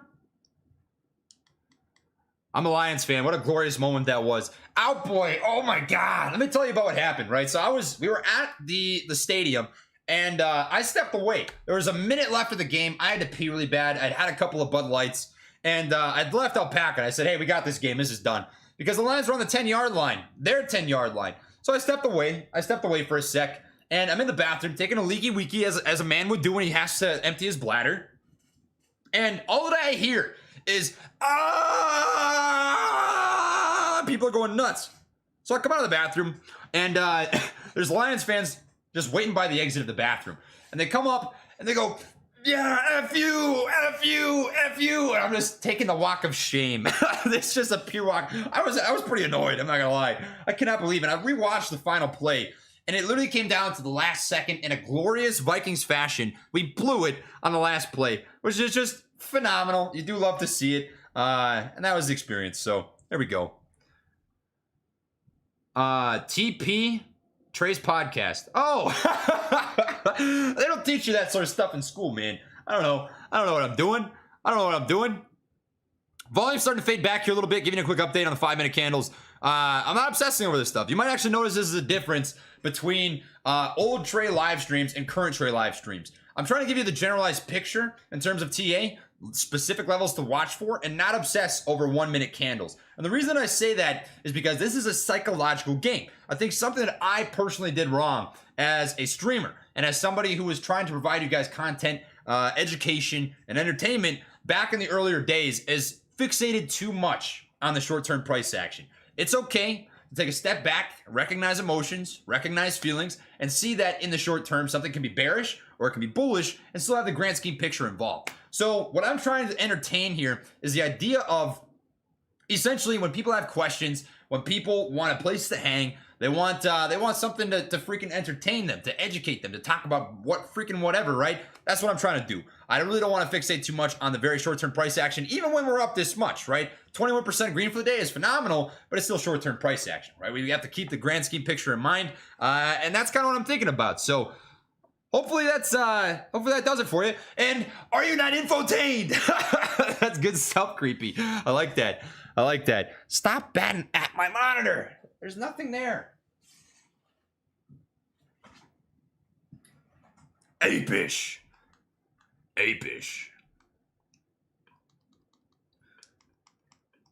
Trust me, bro. Super chat. Need more money getting low, says Chris Irons. Chris, why don't you try sending me one right now?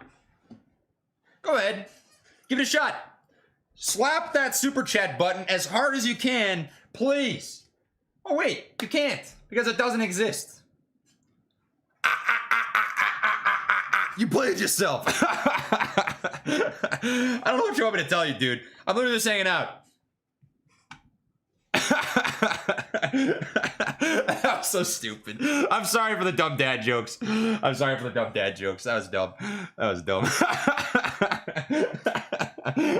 Oh, jeez. Oh, jeez, Rick. How come you make such stupid jokes, Rick? Oh, man. Just a break for power hour. No, it's chill. I mean, I'm not sweating over this, and I don't think anybody should be. Especially when we've had the day like we've had here today. This is a good day, guys. This is something worth getting happy about. Specifically because if you look at sentiment on Twitter, I'll tell you, I don't always respond to people on Twitter. I don't always respond to every message, but I do spend a good amount of time every day trying to gauge sentiment, see what people are talking about, see what the issues, the concerns are. You can all see it, right? There's been some negative sentiment for a while now. It's good to have these breaths of life to rejuvenate people, to remind people that stocks don't only just go down, right? That this is not going to continue going down forever in the same way that a stock will not continue going up forever. Euphoric highs come to an end. Euphoric lows come to an end. And this may not be the end, but it's a good reminder that it will eventually happen, right? The thesis hasn't changed. The fundamentals are improving. Spider-Man has had a freaking knockout TKO sort of opening night. This is good stuff. This is good shit. It's good stuff to be happy about, man. And I'll tell you what. Cowabunga.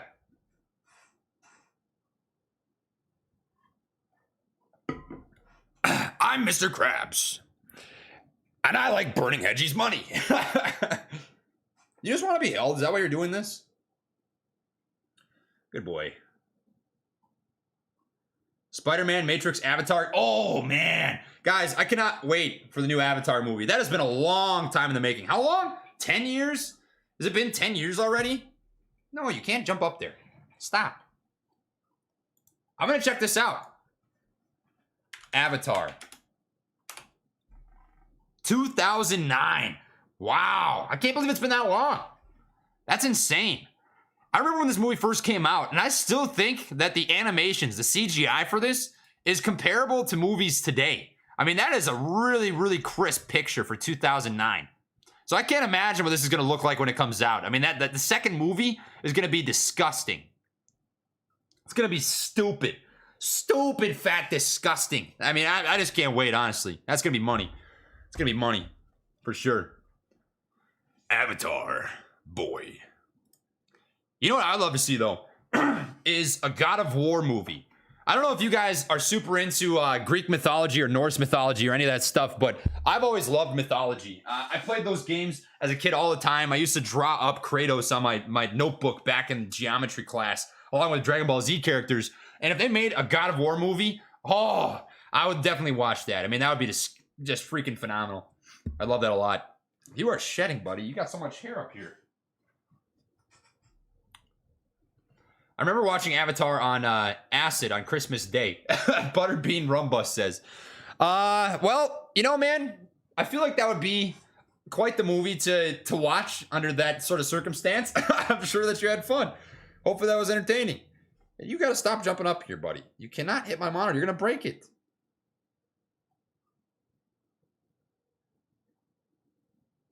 Good boy. Good boy. All right. I am going to take Titan in my room real quick. I'm going to take another leak. I'm trying to drink more fluids because I'm pretty bad about that. So I'm taking pretty frequent bathroom breaks. But I'll be back. I'm going to put Titan in my room so he stops batting on my monitor. He'll come back out later. Just give me a quick 30 seconds.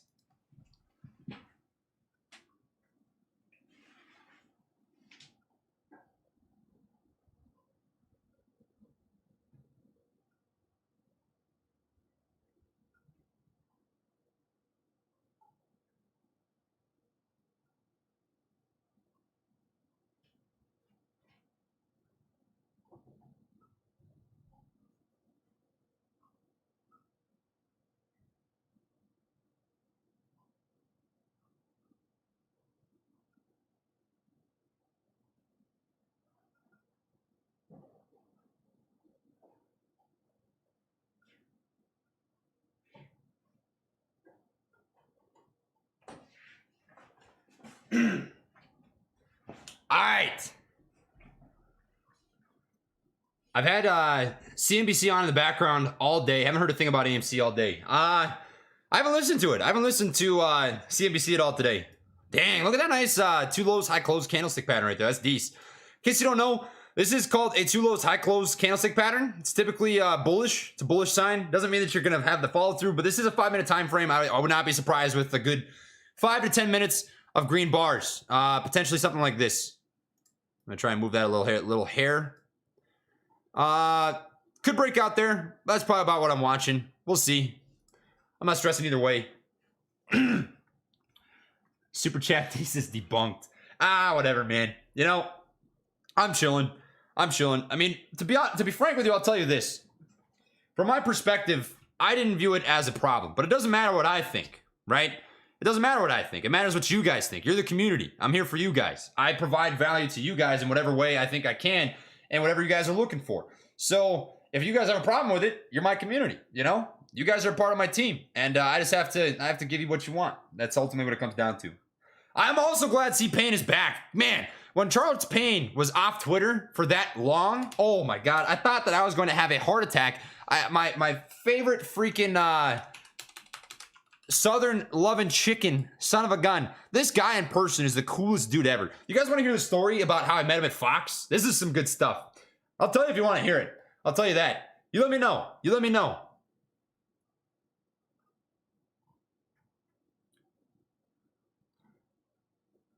More lemon pepper. I haven't even finished my tendies yet, to be frank.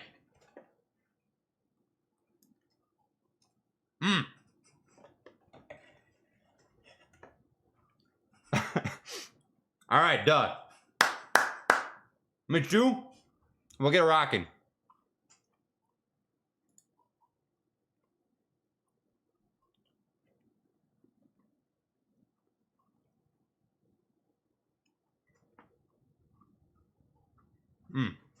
So, Charles Payne. I went to New York and I went on Fox Business with Matt Coors, right? And we were in the green room is what they call it, after it was all said and done. And we were sitting there waiting for Charles Payne to come back out. This is after we were on the show for our 10-minute segment or whatever it was. And he comes out and he's wearing this freaking baller suit. I mean, this thing is just like a straight baller. I've got a picture somewhere. Let's see if I can find it. I'll pull this up really quick. But his suit was money. I mean, this thing just looked... No, it was so cool. Your photos. Here it is. I'll save this really quick. Charles. But he was wearing this money suit. I mean, that thing is just, if there's a guy who's pimping hard, it's someone that wears a suit like that. And he comes out and we're chilling. I complimented him. I said, dude, your suit is freaking, oh, you can't see it. Here you go. Hold on a sec. But his suit was money, right? His suit looked so freaking cool. And I complimented him. And I said, dude, let me tell you this, Charles. That suit is pimping. And he says, you know, man, let me tell you a story. I told my tailor, I told him, hey, man, I want this suit. I want it in red. I want this thing to be freaking baller. He told him exactly what he wants and yada, yada, yada. And his tailor goes back to him and he said it in this accent. He said, this guy's got a thick Boston accent. And he goes, man, fuck it. I'm not going to make any fucking money, man, off this suit, man. The freaking, the spread's going to be so fucking thin, man. What do you think I'm going to do, man? In the end, he got a suit. But that was my first impression of an actual one-on-one conversation with Charles, was him telling the story about getting that suit made, which I thought was the funniest. I laughed so hard when he was telling me that. That was some good stuff. That was some good stuff. I laughed pretty hard at that. So hopefully you got a kick out of that. What's her at, says Ethan. I don't know. Who knows? You know what, though? That made me kind of want to do some push-ups. Whew, getting sweaty. 3 push-up challenge. Do it with me. Ah! Ah! Ah! Hulk. Ah! Yes. So stupid. But yeah, that's the way that I met Charles Payne. He's a cool dude. If you participated in the Trey 3 push-up challenge, please let me know in the chat. That is an important thing. I know it's difficult. I know it's hard, but we're trying to build that Greek god bod, and there's no other way to do it than with a 3 push-up challenge. And that is Genevieve, by the way, in case you're wondering who that is. She's a nice lady. Definitely cool. This is her Twitter if you want to check her out. That's all I have to say about that. The MACD on the daily is about to cross over. Bullish? Well, let's take a quick peek, huh? It is. Ooh. That's some reversal shit right there, man. That's some reversal stuff. You do love to see it. You do love to see it. Sitting at 29.98 right now. Come back to the 5-minute candles. May not end up getting this secondary one right here. You see that topping tail on this third candle following the 2 of those high close. We'll see how it follows through. Volume on this candle was definitely higher than the previous one, but it was with a rejection. So I wouldn't be surprised to see that sell off here a little bit. We'll wait and see. Still looking for that 29.50 hold. Breaks beneath that. You've got this green bar right here, sitting about 28.78 or so. So that's what I'm watching. I'll change this to green, make it a little darker, make this a little darker as well. Those are the 2 spots. 2 spots I'm watching. I competed in the Trey 3 push-up challenge, but I did skip class. Welcome to Trey's Trades, where we talk regular and don't skip class. Maybe I have to change it to where we talk fast and do skip class. What do you guys think? What do you guys think? I can tell the difference, Trey, after 6 push-ups. Hey, I'll tell you what. The 3 push-up Trey challenge is what I've been rocking for the last 3 weeks. And I'm up 3 pounds, baby. Not shabby. Not shabby. Fix my camera? Yeah, let me take a quick look. Is it zoomed out too much? I'll zoom it in. There we go. Money.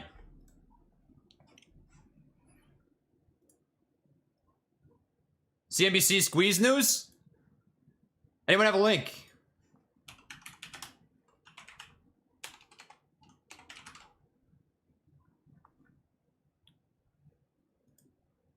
We can watch this. Why not? Let's do it. Oh.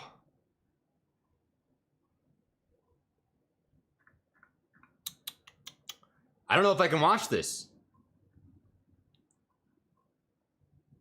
Trey doesn't do push-ups. He pushes the earth down. That's funny. Oh, man.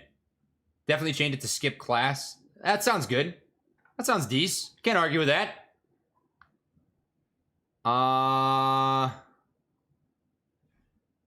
I don't know. I don't really have any of these. I don't have TV. Radio CNBC?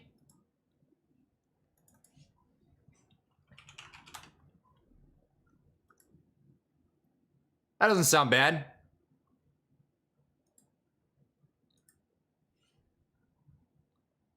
Is this playing?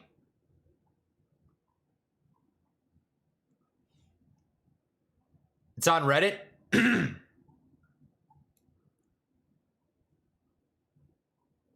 Re-news on AMC Squeeze. Let me check real quick here.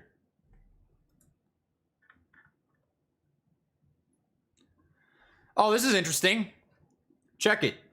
Short squeeze rally into year end looks likely. For short selling companies or campaigns to succeed, there have to be positioning, liquidity, and often systematic amplifiers of the sell off. We believe these conditions are not met, and hence this market episode may end up in a short squeeze and cyclical rally into year end and January. Man, that would be some true cyclical fractal, double quadruple bottom telegraphic helicopter shit right there that you really can't replicate in any other way. And basically what that means is boom, boom, candles. No, I mean, actually, it'd just be cool because January of last year, obviously, right? It's cool to see the comparison of where we're at now compared to where we were a year ago. And I think about that a lot. Watch the clip on Twitter. I'll check mentions quick. Ah, here we go, here we go, here we go. Money.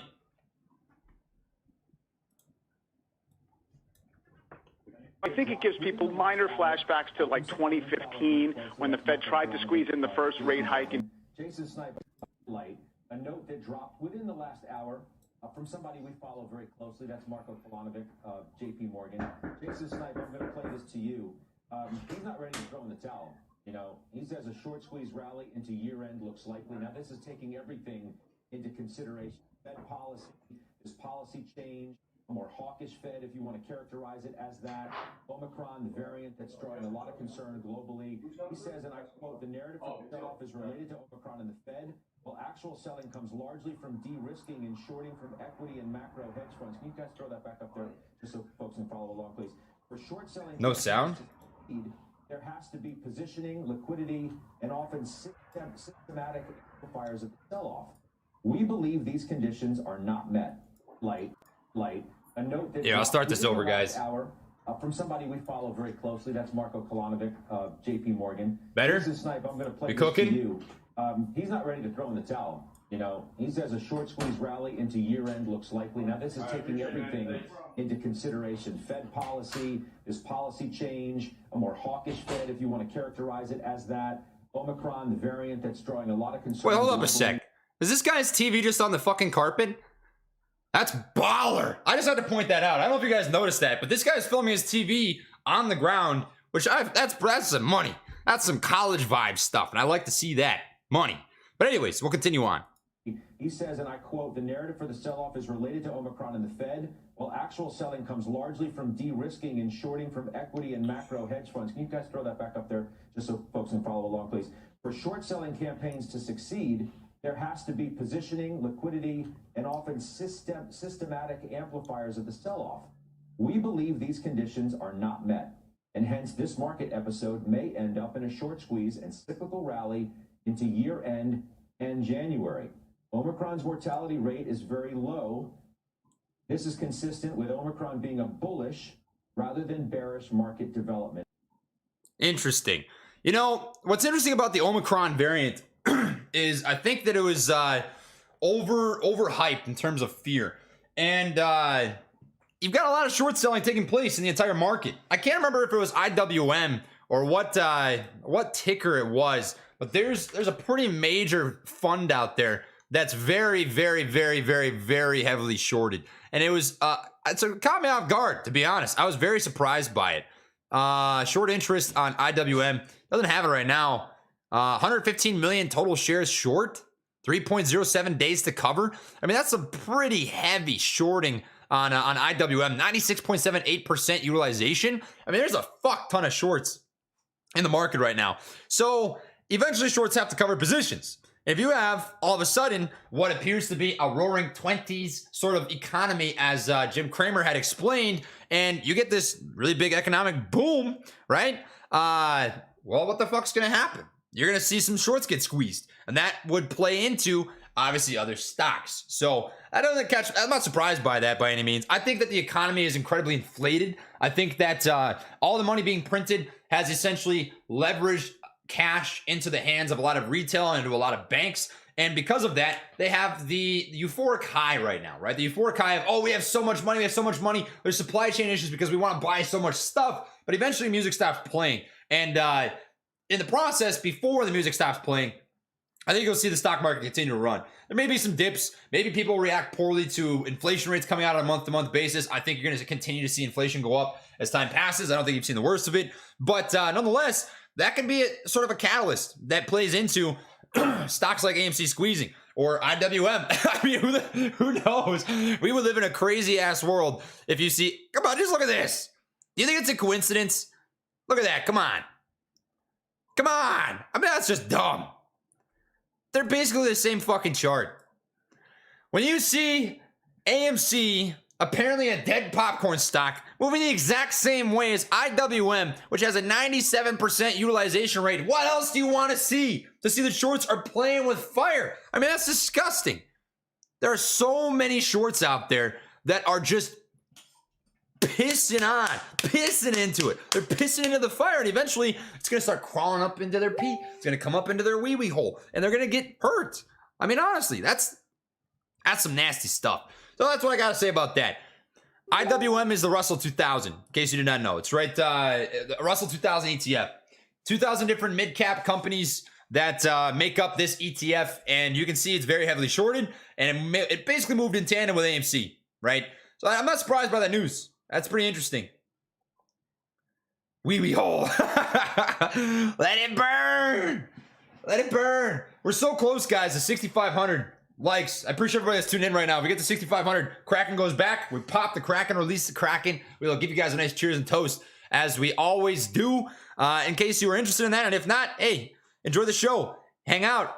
I hope you are entertained. You're infotained. You are enjoying your time with the GG. Not helpful if you don't put a link. Do you want a link to something? To this? Light. A note that dropped within the last hour.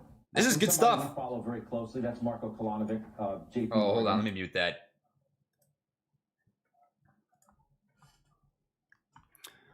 All right.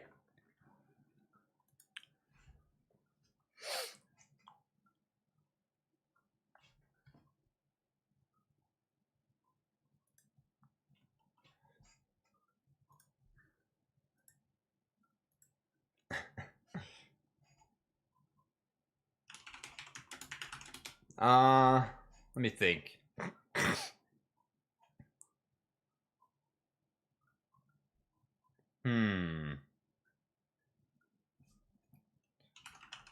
Pissing on the electric fence, man. Pissing on the electric fence.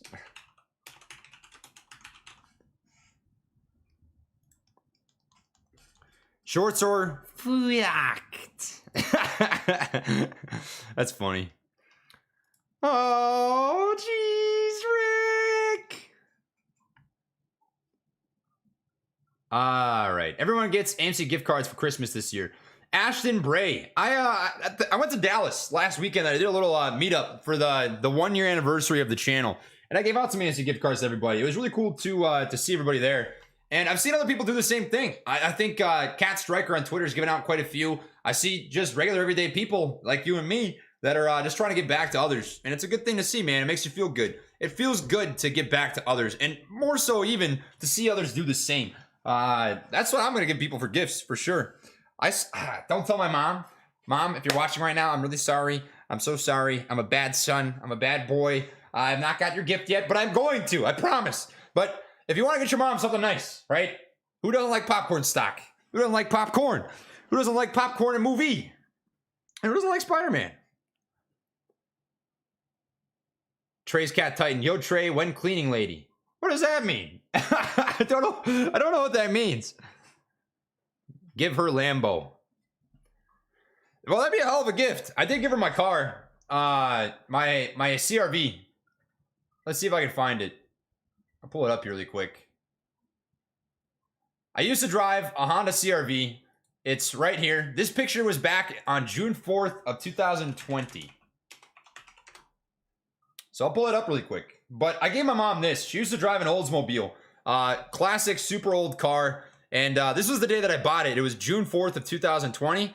And that's what she's driving now. So I think she gave my grandpa her 1990s Oldsmobile. And now she's driving this. So I think she's pretty happy. She liked it a lot. It was nice to be able to get back to her, honestly. We didn't have the greatest relationship growing up when I was a kid. Everyone makes mistakes. Everyone's got a history and a past. But she's a different person now. And it's good that we're close. I actually like it a lot. It was nice. It was good stuff. I don't know what the hell my hair's doing right there, though. That's goofy. I look like Suave Bobby. That's something. Hi, Nigel Thornberry. Yeah, I don't know about that style. Tremayne Elite. Oh, man. I love Tremayne Elite. Drew Hunter and Reed Fisher. Reed Fisher's actually from Minnesota. He's a homeboy. He wasn't that far from where I grew up. Oh, we're so close to 6,500, guys. Yes. Napoleon Dynamite. When are you going to teach Titan skateboarding? He really likes to jump around. Oh, he's insane. He's so freaking nuts. I put him in my room. I think he went to bed because he's not meowing at the door. And if he's not meowing at the door, that's usually a good sign. Usually not a bad sign. 69.69 instead. I mean, that'd be pretty interesting. Oh, man. All right, well, we hit it. So here we go. Cheers to all of my crazy cat chickens out there who enjoy cats, and all of my my poor Vikings fans who get slapped in the dong or in the cooch every year by the team that finds a way to lose every possible game that they should win. I appreciate you all. Much love as always. Light taps and bottoms up.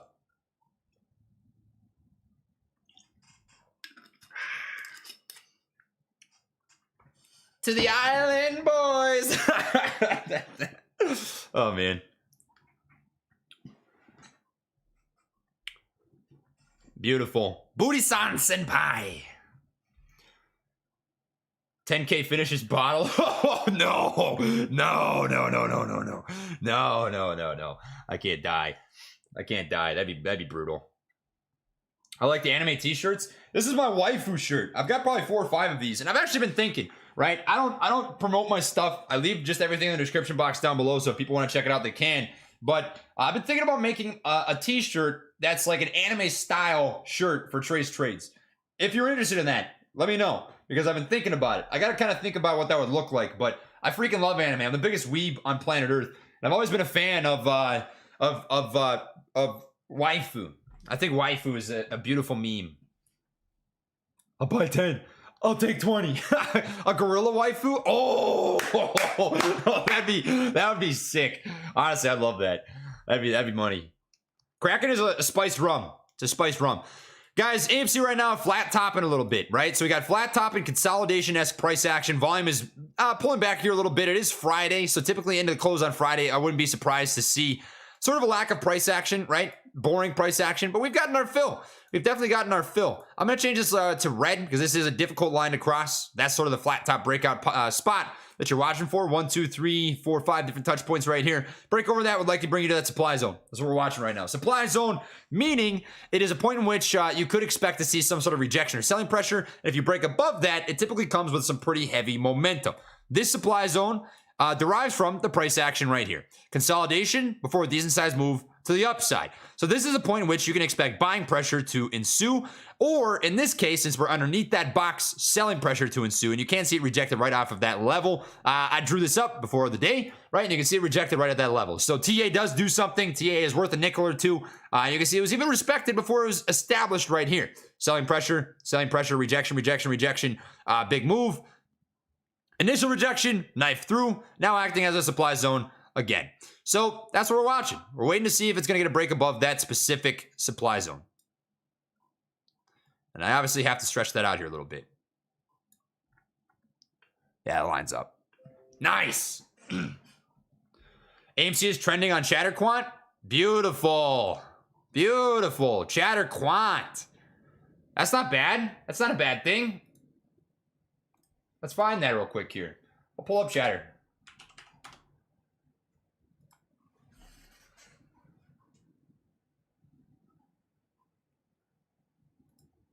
Launch the dashboard. All right. Ooh! Tell me if you like popcorn stock without telling me you like popcorn stock. Number 1 trending on ChatterQuant. What this means is gauging social sentiment value. We are number 1 out of every stock talked about on Reddit. You switch over to Twitter, it is not on the list, but that's okay because we're trending number 1 on Reddit. That's something. No, I'm just playing, but it does give you a sign, right? It tells you that there's a lot of people that are interested in what's happening right now. It's being very heavily talked about. I'm sure that r/AMC stock on Reddit is having a heyday. Looking at the price, it's a good thing to see. It's also good to also good to see, by the way, for all the GameStop apes out there, that GameStop is having a phenomenal day as well, up 8.29%. Very well respected overall chart pattern here. It is riding a decent size upside level of resistance. I like to call these speed lines. Not too bad. I'd like to see a few more touch points, but overall it is trending up. You have a flat top sort of situation here. Break over that line is about what I'd like to say. Break over this is where you'd probably see a next move to the upside. I'm going to switch this over to the hour candles and see if there's anything interesting. Supply zone, right? So rejected off of this supply zone right here. Break above that supply zone. This is deriving from this consolidation before a decent size move down. Would bring you to the next overall supply zone, which I would consider to be right about here. Not a lot of separation there, but it does exist. So watch for these levels between 159 and 162. I wouldn't be surprised if it breaks this flat top that you get that 162, 163 mark. We'll see. Lamp off, lamp on. I got you. Cowabunga. Cowabunga. Hourly candles, it does look like it's rejecting off that flat top here a little bit. AMC, pretty similar, right? So I wouldn't be surprised by a retracement. We're shooting you straight. It is what it is. You can see it's faded off that flat top here a little bit. Fat top. hey, it's Fat Albert. But it's been a good day, man. And woman. And all those people out there who are freaking chilling.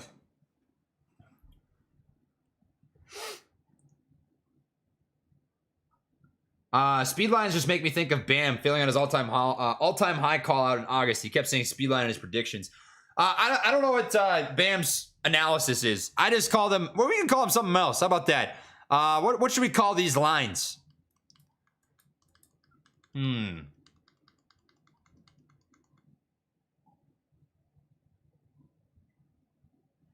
That's a good question.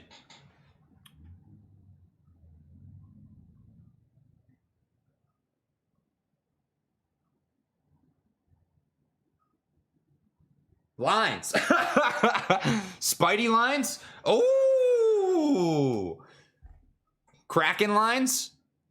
Oh, you guys have some good ones in here. Lamp lines. Lamp lines. Oh man. Now that's solid. Trend lines. Island boy. I don't know if I want to call these lines Island boy. All right, so we're just gonna pretend here for a sec, right? So guys, what we're looking for here really quick is a hold of this descending island boy and to maintain this ascending island boy. That's obviously very bullish. If you get that, you're looking pretty good. Not too bad. We could also call them coke lines. Coke lines is pretty solid.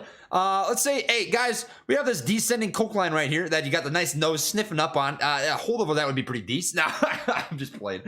I don't know what we call these. Maybe we just rock the same thing, but lamp lines is decent. Crisco lines. Tentacles. That sounds like some crazy hentai stuff. I don't know if we should we should call it that. That's something. That would be interesting. Yeah, here we go. AMC's testing out this 2950 level right here. Green line. Break beneath that's going to bring you likely to about 2880. Do have a bottoming tail on that. We'll see what happens. To be frank with you, I think you are going to get a little bit of retracement today, right? We haven't seen much retracement. It's been pretty much all green all day. And it doesn't necessarily mean that it's manipulation, quote unquote, to see a stock retrace off of a run all day, right? It's okay if it retraces a little bit. We'll just wait and see. You guys are still on this line shit. I love it. I love it. Trebuchet. Popcorn lines. Oh, popcorn lines. Yeah, okay. Guys, as you can see here, let me draw you up. I'm going to just give you an example of a really good TA. I'm going to give you some TA on Microsoft. Ready for this?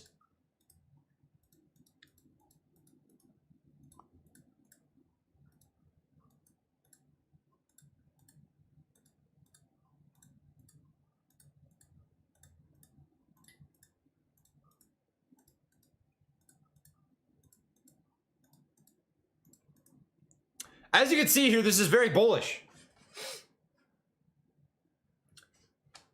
I don't make the rules. I just write them. That is Ape Line TA for you, baby.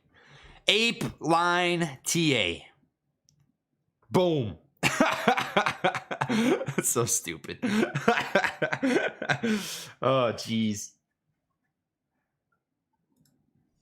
2962. It does have a nice bottoming tail.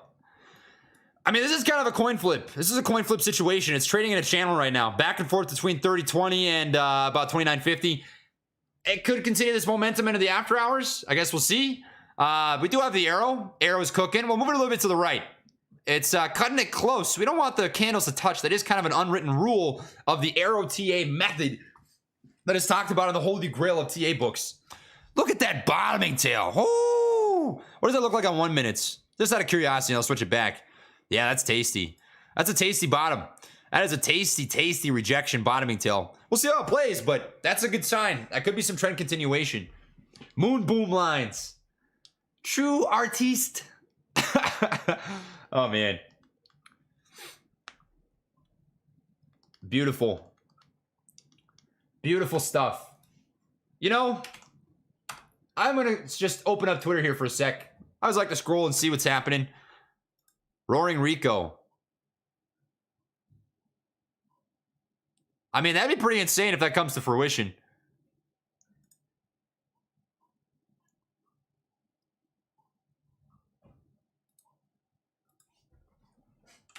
Bullish on share.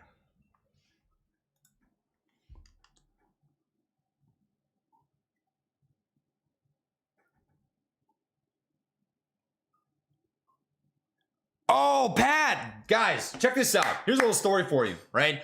TSDR Trading is a guy that I went to, I worked with, actually. I worked with him at Buffalo Wild Wings in St. Cloud. I don't know if I have any pictures with him. I don't know if he wants me to show a picture of him, so I won't. But his name's Patrick, and we worked together at B-Dubs. To be honest with you, he was kind of like a jock. He was a jock back in the day. He loved partying. He loved his hot wings. He loved that sort of stuff. But we talked. I mean, I'd say we were at least acquaintances, maybe better than acquaintances.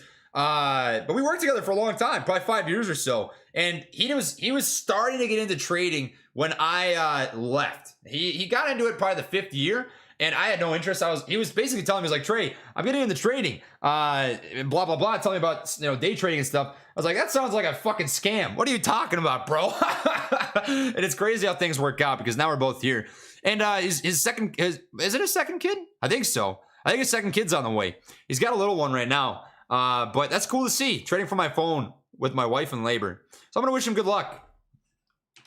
Man, this is baller.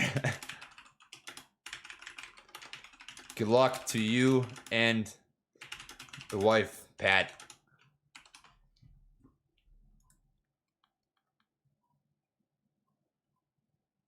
Beautiful stuff.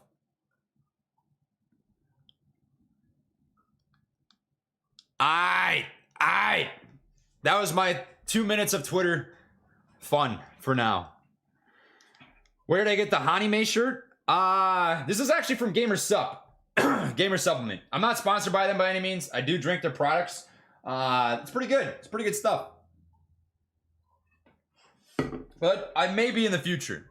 Transparency is huge. And something for me that I've made a point of is I don't accept sponsorships or ad affiliates or blah, blah, blah from financial products. I learned my lesson with Webull. I will never, ever, ever, ever, ever again accept money from anything that has to do with the stock market or finances. I think gaming's cool. I think gamer stuff is cool, but I just will not realm. I won't delve into the realm of finance. That's not my thing. So, yeah, we'll see. Maybe someday. But for now, I just enjoy drinking it. It's a good product. Tastes decent. In fact, I'm gonna get a little bit more. So, give me 30 seconds to refill my cup. I'll be right back. Shouldn't take too long. Phase Trey. Phase Trey. Phase Rug. Phase Rug. All right, I'll be right back, guys. Give me 1 sec.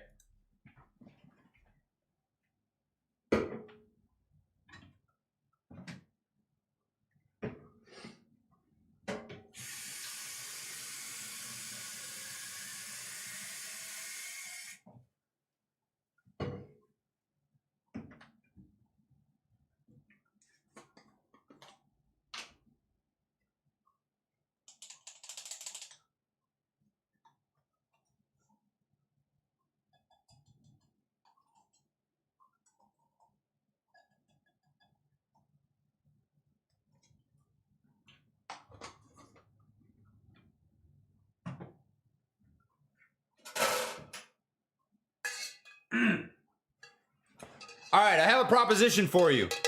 Phase Rug Pull, Safe Moon. I literally was gonna say that, but I thought it might be edgy, so I decided not to.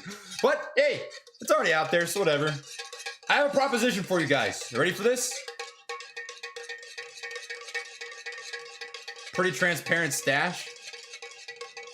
Trey leaves. Oh my God, what the heck did I miss? I stepped away for 5 seconds. For 5 seconds, dude. What are you doing? What are you doing, Amy? Nah, it's okay.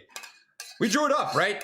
I told you guys, don't be surprised with a pullback. It's time for a little retracement. AMC's ran for a minute. It's okay to cool off, right? It's a part of the game. We're sitting, and you're not trading the bars. You're trading time, right? That's something that Astro once said that I remember a lot. If you view it in a way that you're not stressing out over 5-minute candles, 1-minute candles, hour-long candles, you're trading time, you're waiting, you're biding time. You'll think about this in a whole different way, right? That's my thoughts. But you guys think of it however you want. That's the way that I chill out. But nonetheless, my proposition is this: if we hit 7,800, that's gonna be the mark. 7,800 likes, another pop down, right? Another crack of cracking, and I will show you guys a surprise.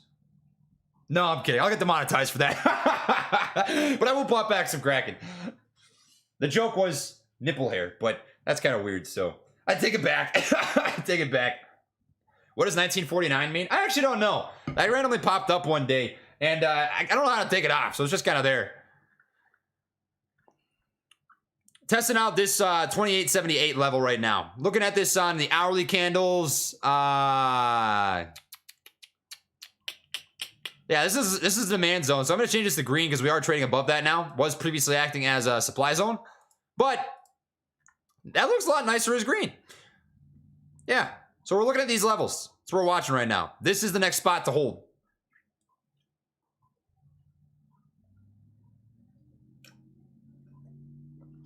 Zach, I actually like Thinkorswim a lot. I just like Webull a little nicer. I think Webull is simpler. I feel like this, right? Android phones have more things that you can do with them, right? But they're more difficult to understand and to learn. iPhone is a little more simplistic and it's a little easier to grasp, but it doesn't have as much available. I'm an iPhone guy in the same way that I like Webull's charting. This is not me endorsing you. I removed my Webull affiliate link very long time ago. You guys put your money wherever you want. In fact, these guys do use payment for order flow.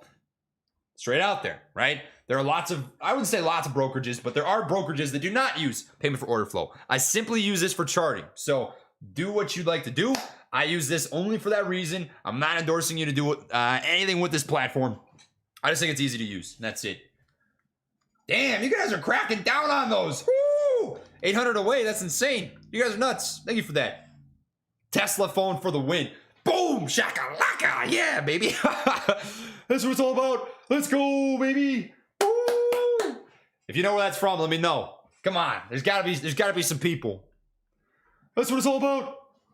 Let's go, baby. Woo!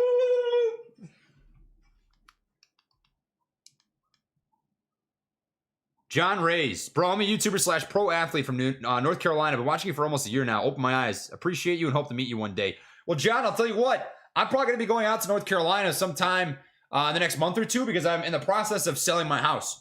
And if you're ever in the Fayetteville area, I'll be there and I can let you know. That'd be sick, man. And I appreciate that, by the way. I appreciate that a lot. Appreciate you. Oh, is it still on the live stream? I haven't live streamed in so long. It's taking down on the videos, though. You can go check out the videos. But I'll fix that really quick. Yeah, there it is. So the live stream presets are a lot different than they are for the videos. I'll show you what I'm talking about here really quick. So if I'm going to come out over to this, right? I'll show you what I mean. For a video, doesn't pop up, right? Ex-serial employee, Dave Lauer. This is what I have. And those are just presets, right? So I don't have to do anything to mess with any of that stuff. And since I haven't live streamed in so long, it's been months, I just didn't even think about it. So thanks for the reminder, man. I appreciate that. I didn't even cross my mind. But nonetheless, that link is void anyways. So it's off there now. Hope that you're good with that. But that was just a mistake. I apologize. And appreciate you catching that so I can take it off. Down to LA. No, I'd be down for that, man. I actually, let me think. Oh, I haven't even announced this yet. Oh, baby. Nihon ni ikimasenka, says Mitchell. I will come to Japan eventually. In case you don't know what that says, I'll read this. Mitchell Anderson just dropped this in Japanese. Nihon ni means Japan. Ikimasenka means essentially, will I go to Japan? And I would like to soon. I don't know when I will, but it will happen. But nonetheless, I am actually going to be in California soon. I won't say when, but I will announce it. So watch for that. I'm actually really excited for it. I think it's going to be really cool. You can probably already have some ideas. And I appreciate anybody who will show up. So I guess you'll see.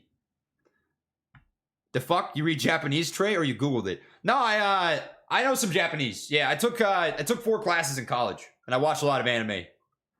The kanji is what's hard. I can read hiragana and katakana perfectly fine, but the kanji there's thousands of, so that's kind of where I get tripped up. But I can read some Japanese, yeah. No, Japan looks freaking sick. Super, super cool. Kind of hot in here. I might change into a tank. Are you guys cool with that?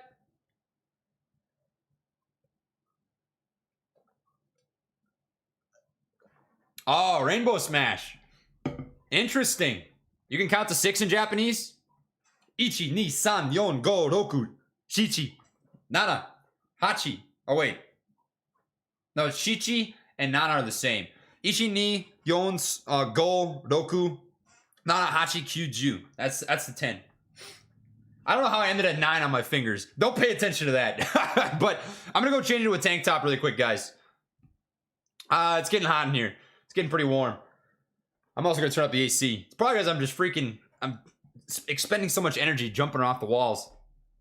No, I'm not going to take it off in front of you. That's weird. that's some goof stuff. But I will be back. Give me just a brief second here. Shouldn't take long.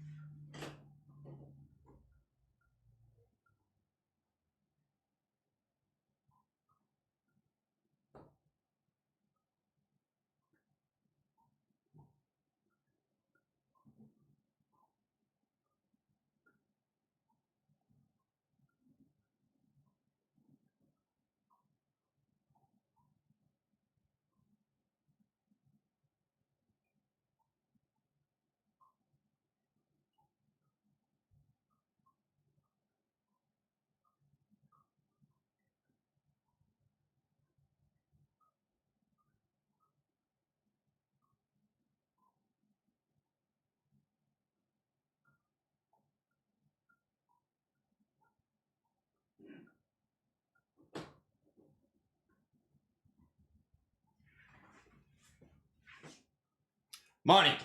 That's better. That'll be a little more comfy. Appreciate the patience, my friends. My friends and family. That is some money stuff. I don't know why I get so warm. I would start off my my live streams really hot. And yeah, we turn the AC up. I would start off my live streams pretty decent, then it just gets warm. So it brings me back to the days. I remember when I used to wear hoodies at the beginning of my streams, and then one time I pulled it up and my shirt pulled up and everyone was like, OnlyFans, OnlyFans, OnlyFans. Oh gosh, oh gosh.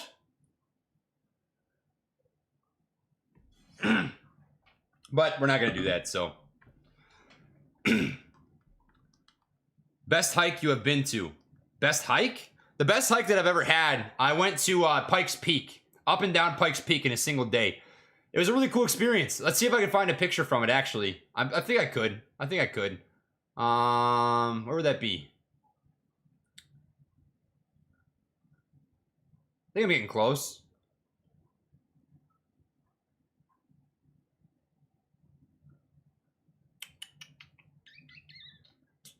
Think it's in this realm? Yeah, there it is. This was back in 2018. So this day, I was hanging out with my buddies. They were Noah and Austin, college friends of mine, and we went up and down Pikes Peak in a single day. I was just wearing my American flag shorts, my Boulder, Colorado hat. I drank a Bud Light at the top. I had a beard at the time, and we hung out up there for about a half hour, and we walked back down. And that was basically it. That was the whole day. Back in 2018. But that was probably the coolest hike I've ever had. Pikes Peak, man. That was some good stuff. That was fun. That was a lot of fun. A lot of fun. Looks like this 2880 level is holding pretty decently well. I like that. I have the same Ranger panties. Yeah, baby. It was warm that day. It was for sure.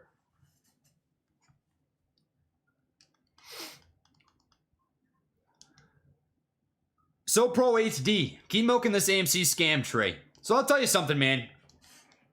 Days like today, where I came out and decided to live stream, as coincidental as it may seem, first off, I got off work early today.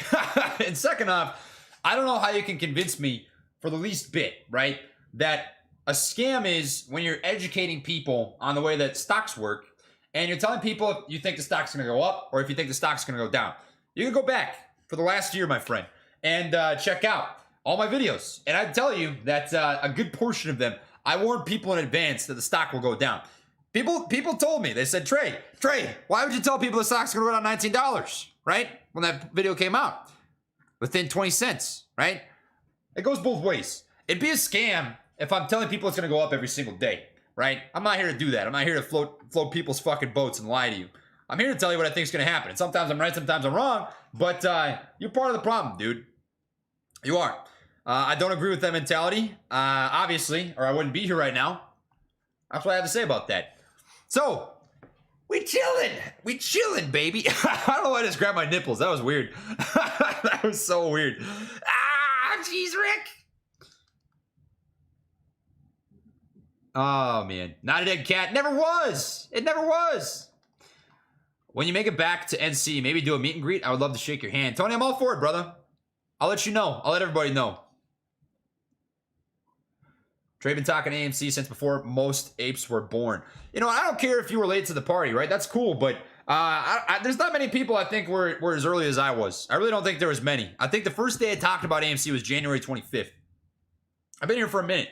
I caught this when it was at $2 or $3 or $4, somewhere in that neck of the woods. Let's just look back. Let's look back on January 25th. I can know with absolute certainty. This is pretty easy, I guess. 25th. Wow, that was that long ago. Oh my God. I can't believe it's a year. That's disgusting. 25th. Price is at 385 as a low, 488 as a high. And I was looking at it the day before. So, if that's worth anything, that's the day I started talking about it. Of course, I was a little off the map at the time. I'm sure that most people watching right now weren't here back then, but that's okay. You know, you guys do you. Hey, Trey, go to the San Francisco area, not LA area. You guys will know where I'll be. I'll tell you guys soon enough. I'll tell you soon enough. Tony DeNaro.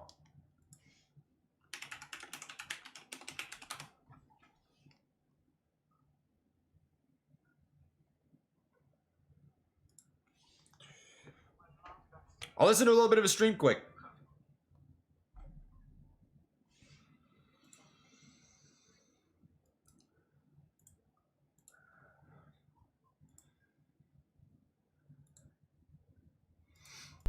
What is my handicap in golf? I have no idea. Luis, I've played a few rounds of golf because He's I got a nice camera. kind of had no choice when I was traveling. That's a pretty decent Especially overlay in too. Asia, they always want to take you to play golf. I played a few rounds in Puerto Rico at some beautiful courses, but no idea what my handicap is. He's got nice glasses too. Is he rocking Whoever a is mustache? watching, if you play golf, you would. I am no competition when it comes to golf. I like it. I like I going also to the suck at driving golf. range. I'm pretty fucking bad I at need golf. some proper instruction. Let's we'll talk about that after MOAS when I actually stop working 20 hours a day. Trey is listening live right now. What is up? Trey's Trades. I'm live on Trey's Trades. Trey, hey, let's do a collab sometime, my friend. Been watching you OGs since the beginning. Trey and Matt were the ones that got me into this play. Thank you for that. I missed out on GameStop, but thanks to Trey and Matt, thankfully I found AMC. Back in the $7, $8 range, bought some shares, bought some options, made a little money, and became a ever-loving buy and hold MFer ever since then. Hey, what Have I about you, played man? squash polo? Yes, I have played squash. He's got a kind of soothing voice. That's good stuff. All right, man. Well, I'll check him out. So we're looking at a Max Payne close check 'em today out. at $30. I'm expecting. I'll check him out at a later point, but I appreciate everybody letting me know about him. I'll dig into him. I'll see what he's kind of about. I'll see what he's all about. I thought I saw something about land nav up here. Where was that? Somebody asked me about land nav. Why is AMC standing still? Consolidation and low volume. So the lower the volume, the less volatility you typically will see. Of course, it all depends on if there's an imbalance in buying pressure and selling pressure and that sort of stuff. But typically, the more volume you see, the more volatility that will follow. A drawdown in volume, as you've seen right here, it's tapered off, has coincided with less volatility in the stock. That's pretty typical. But I'm not very good at land nav. No, I'm not very good at land nav. I can only see out of one eye. So that's that makes it a little tough. My problem is depth perception. Depth perception for me is so hard. Like when I'm driving, I can't tell how far away cars are. And my whole left spot on my face is like a blind spot. So I gotta turn my head like this to like check my blind spot. I can't just peek over my head.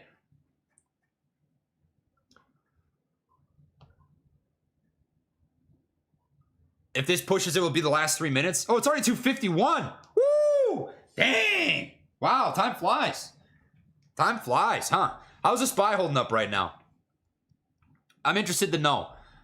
Broad market does matter in the grand scheme of things. I do occasionally check the SPY. In case you do not know what the SPY is, I know there's a very wide variety of education and understanding of the market in this live stream. It is the S&P 500 ETF. It's the top 500 companies in the stock market, all securities across, different varying sectors. This will give you a broad idea of how the overall market is holding up comparatively to the broad economy and to news that comes out on a day-to-day basis. Sort of the big thing that happened, you had the Fed talk, Fed day a couple days back. People got pretty excited at what Jay Powell had to say. You had a monstrous sort of bull run, right? Did appear as if this was a bit of a bull trap. And if you look at the daily candle setup here, what did you see, right? An attempt at a breakout to all-time highs followed by a rejection. The rejection likely bringing us back down to this level right here. So what I would expect to see is likely some sort of bounce off of this ascending level of support, or the ape line as we now call it, followed by some sort of bounce. That'd be my guess. It could end up breaking beneath. I don't think Omicron is a strong enough catalyst to truly give us the break beneath into a short-term bear market. It could be, it may not be. Maybe inflation for December will be some sort of dip. But overall, I think you are going to see a continuation of the PAMP that we have watched Jay Powell kind of infect into the market here as of late. For the first time in a while, AMC is actually exhibiting some pretty strong negative beta as well, going against what the broad market is doing. The SPY down 1% is a pretty drastic sell-off. You did get a gap down here in the morning, meaning that as soon as market opened, bam, all of a sudden you had, oh, how many people? Let's just look at this first candle. Apparently 3,300 volume dropped us down about $2, right? So a gap down. Institutions, market makers all decide, hey, today's going to be a red day, and so it shall be, and so it was, right? And it's just sold off since. So with that being said, negative beta stocks typically don't react in the same manner, and this is the first time in a while that AMC's actually exhibited that. It's interesting how I think what you really watched happen is this. When the market was selling off the way that it was, everyone was scared of tapering, everyone was scared of inflation levels, everyone was scared of Omicron. You had some institutions who were probably holding AMC that liquidated, that got out, and that could have contributed to this massive sell-off that coincided with the SPY for a brief period of time. And now that perhaps some of these institutions are out, we won't know until some 13Fs come out, essentially filing stating that institutions may buy or sell transactions. You won't know, right? But that's an estimated guess. You can take a guess at it, especially anticipating that some pretty major sell-off has taken place with the SPY. It wouldn't surprise me, since AMC does make up some mid-cap to large-cap ETFs, that played a factor, you know? It wouldn't be that weird. Nice hard line. Oh, this isn't even too much of a hard line. I forgot to get a part line this time, but it's a decent fade. I've been going to this place in town called Glory Barber, and this is kind of a dumb joke, but I like to call it Glory Hole. It's they do pretty well. There's some nice older Korean women. I like always chat with them. They always ask me how my cat's doing.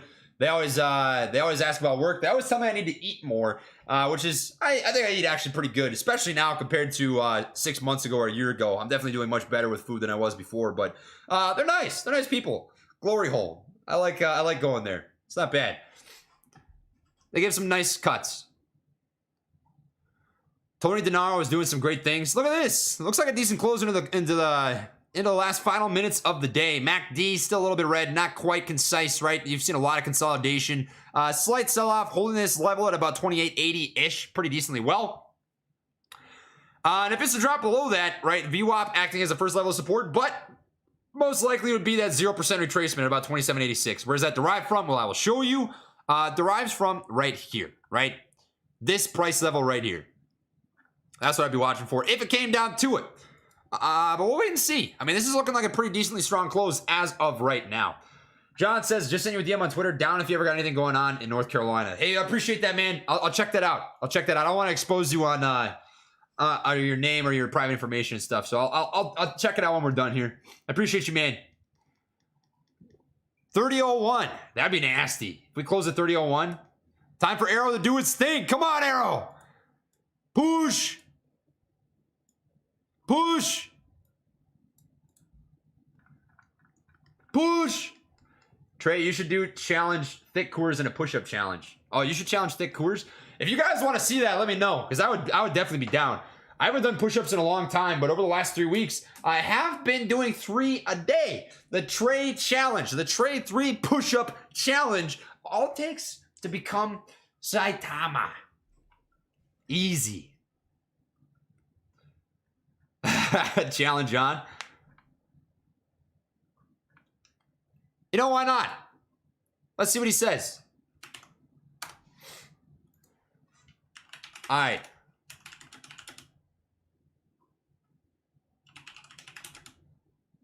Chad is wondering if Matt Coors would accept a push-up off challenge. Loser. What should the loser have to do? Let's see. Let's see what you guys think. I'll leave it in your hands. Ultimately, we have faith in the Trey 3 push-up routine. So, we'll see. It all depends. Well, I'm down for whatever the heck you guys want.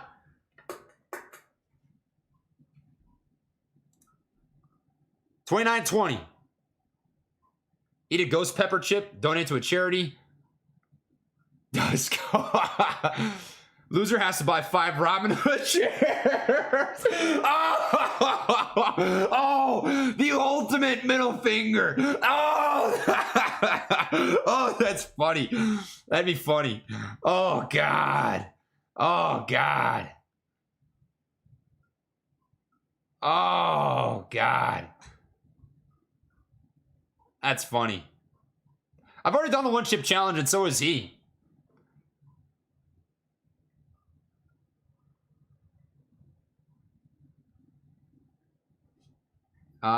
Bring out the Kraken. We passed. No, it's 7,800. 7,800 is where the Kraken gets poured.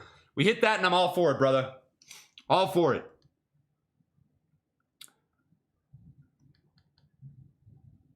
Oh, how about this? The loser gets a Robin Hood tattoo. What do you think of that? What do you think of that? Loser eats chili in a live stream. I mean, I like chili, so that wouldn't even bother me.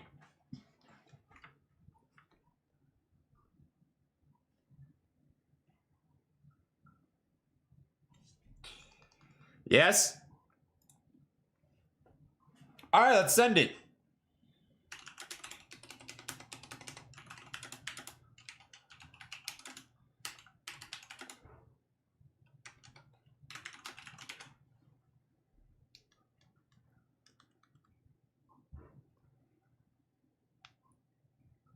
Let's do it.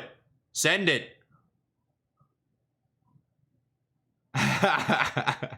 That's too extreme. We have 50 seconds left. 29:30. I'd be surprised to see us close over 30. That'd be pretty tough. That's sort of Max Payne theory working its magic.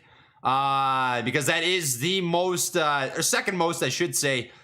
Second most, yeah, at least in reach. Sort of call strike. So it's not surprising to see market makers pinning that a little bit. Don't send it. Too extreme? Alright, that is probably too extreme. Come on, motherfuckers! Yeah. It's the final countdown.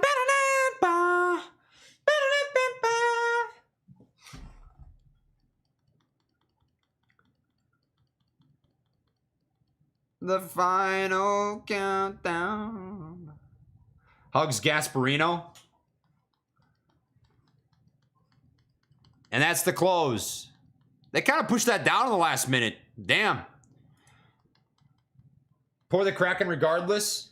I will at least do one more. Do planks instead of push-ups? No, push-ups. Push-ups. Push-ups. You like the forced Robin Hood share buy? Alright, that's fair. Loser buys 10 shares of Hood. Game on. That would be pretty funny. What do you think of that? Is that fair?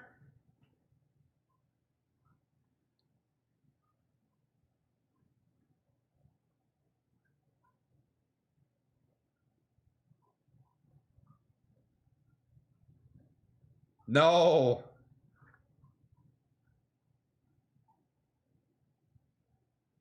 Send it? All right. Boom. Cowabunga.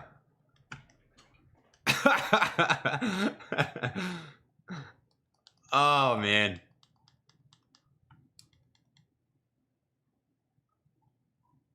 The joke is funny because Hood has literally only gone down basically since IPO.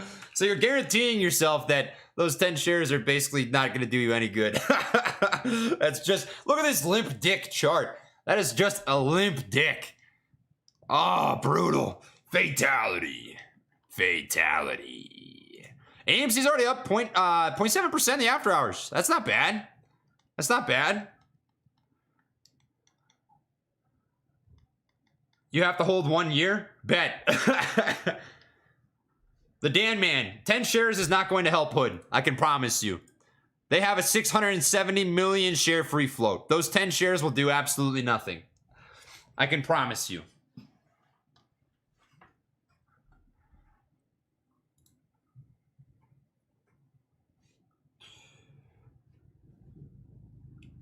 UFC stock? What's the ticker?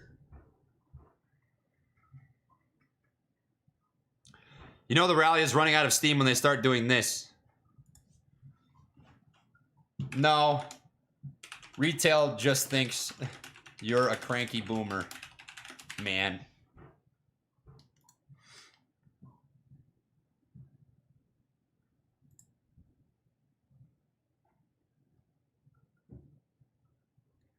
Oh, no! I understand. Okay, let me tell you this. Twitter, this is a message directly for you. I have the utmost respect for people who are good people to other people, right?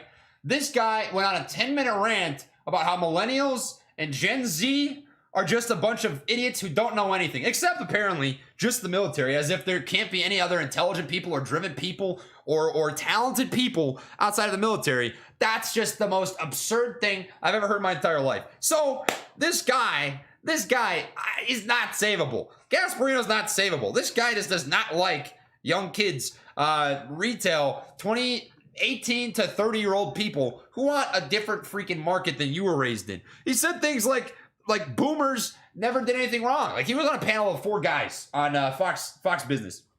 And these guys were all having a circle jerk conversation about how the boomers were the greatest generation who ever lived. And I think boomers did do some good things, right? I think that millennials have done some good things. I think Gen Z will do some good things. People are good people, right?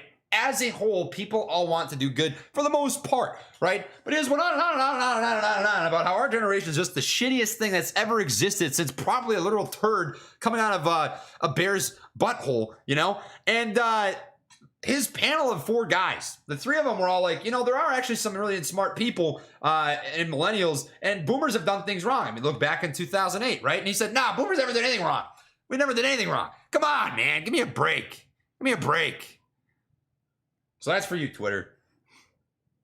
That's for you. Gasparino, I hope and I pray to God that one day I get to have a live debate with you or a conversation with you, because I would love that. I would love to just show you how stupid millennials are, how stupid Gen Z is. Oh, it'd just be a blast. It'd be an absolute blast. But either way, it's all good. I'm chilling. Whatever.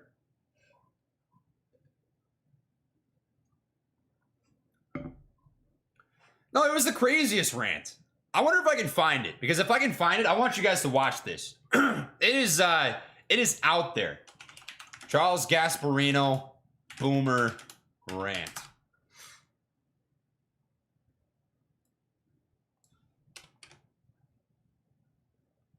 There, no, that's not it.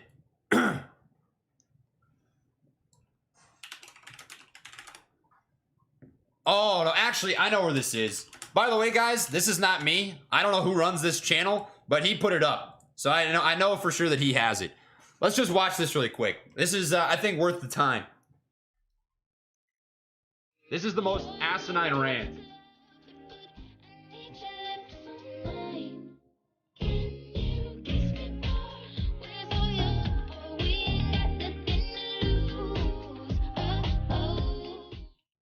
Think you're a good driver?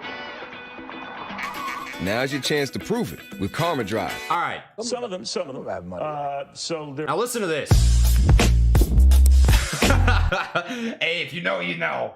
If you know, you know. Terrible. think that it's wise to leave this market, or for young people to think twice about this market, because they're the ones who are more likely to bolt. I think, Neil, you know, The the SEC question theme is, song. where do you go if you leave the market? Yeah. If you put your money in cash, you get taxed by inflation, 6-7%. Who knows what the real inflation numbers are in this country right now? But they're up there. So you'd stay. Fair. Young or old, you'd stay. In a word, I would stay. I would be selective. I would want stocks that are not trading at 100 times earnings, but stocks that are in the energy field. They're not expensive. They're fairly cheap. And you know what? We're going to need all that oil, despite what we're saying about green. So and bottom everything line, else. too soon to quit. Where Yes. do you stand on this, Brady? Well, you know, the young people really came of age during the financial crisis. That's right. And then right after that, Look at recovered. Charles just sitting there like this.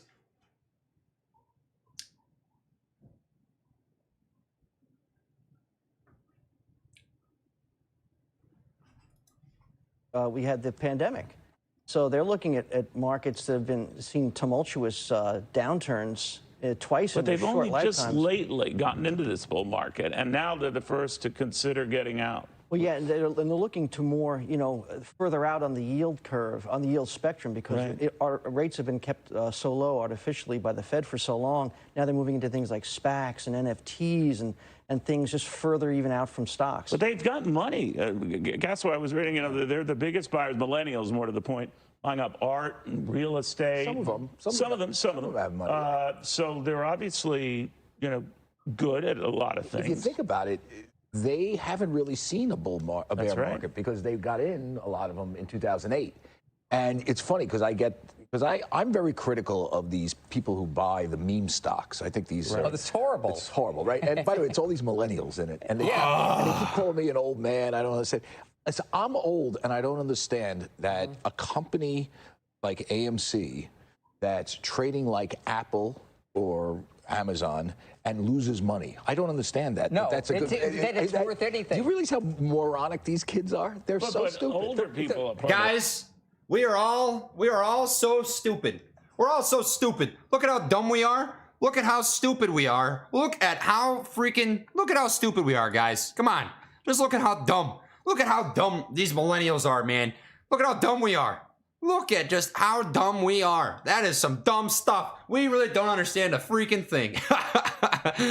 That's that way too. No, it's a lot. It's a big millennial thing because I see it. They get on the Reddit, and by the way, it's literally like, I don't want to say it. I was going to say a circle blank. I'm not going to say that.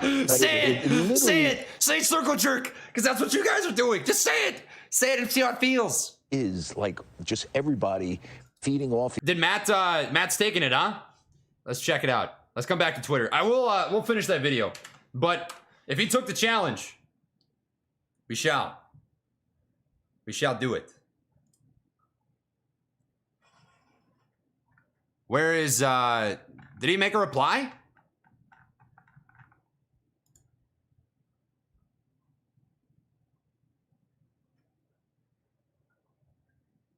Damn, that loser really loses. That's funny. Did he take it?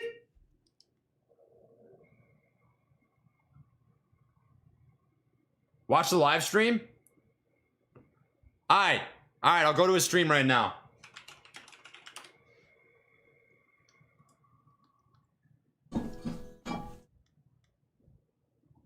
Is he doing it? Wait, will that work? No, that's not gonna work. We're working on it. We're working. Push-ups for charity? I mean, I'm bad at push-ups, but feels like it's worth it in a general sense. Okay, maybe could I just like angle this down? Is that gonna work? You guys could see my ground.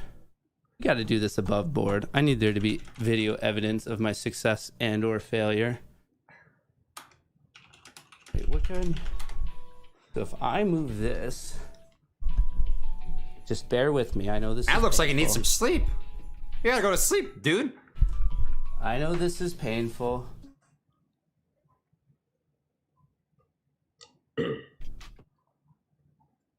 Just. By the way, guys, 200 away from a little more cracking.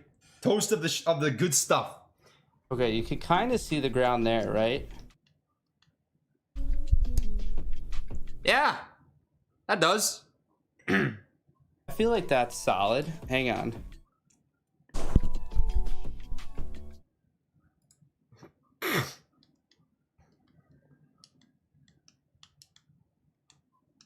I feel like this is above board if you can like see me.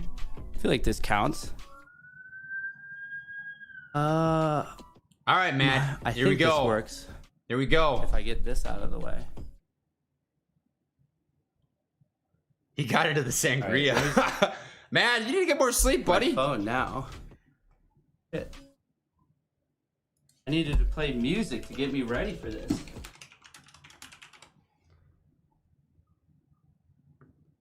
Oh, there's my phone.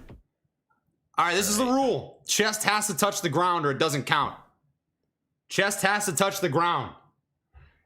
I gotta get ready for this. We haven't hit 7,800 yet, but I gotta get ready for this. More, but it's attachment. All right, whatever. Am I in frame? Here? All right, let's count them. We're gonna get some music going. Let's count them. We're gonna do it. We're ready. I'm ready. Have my baby says not a hedge fund. I don't know if this I don't know will how pick that it up, works. but now we got I to do a have a classic penis. pump up song. Trey's dilated pupil.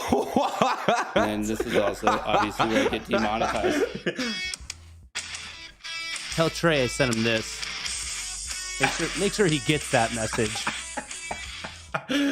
You punk ass. No chance. Oops. Chest to the ground. Chest to the ground.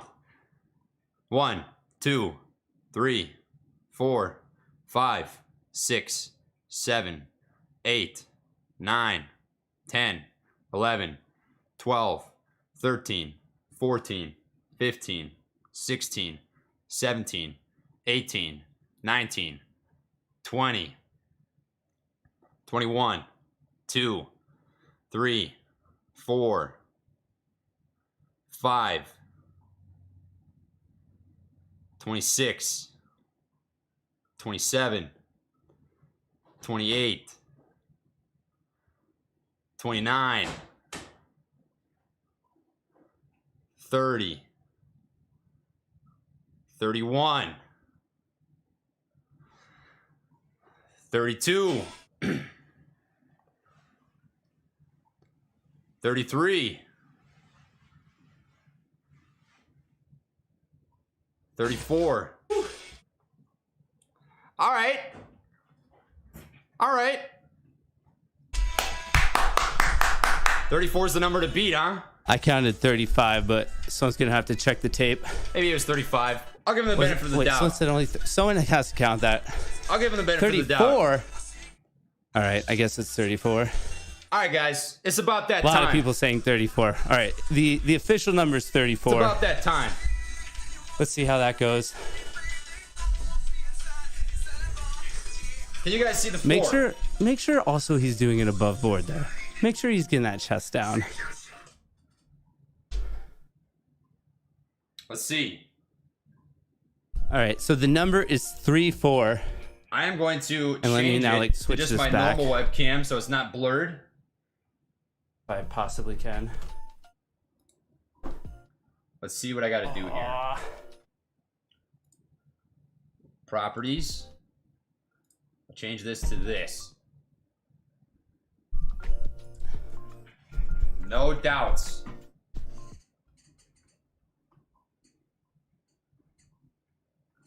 That looks pretty good. That'll do. That'll do. 34 is the number to beat. Let me put my shoes on. We're gonna rock I think this. that's roughly good. Wait, he's doing it right now. All right, hang on. Someone tell him to freaking wait so I could switch over. It's fucking go time, baby. I'm excited for this.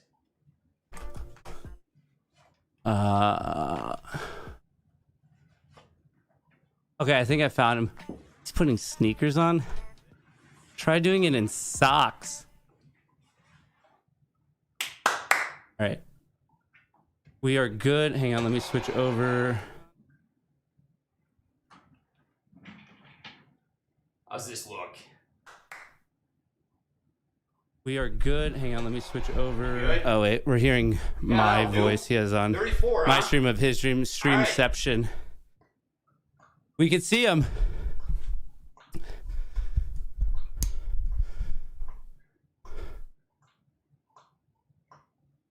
One, 2, 3, 4, 5, 6, 7, 8, 9, 10, 11, 12, 13, 15, 16, 17, 18, 20, 21,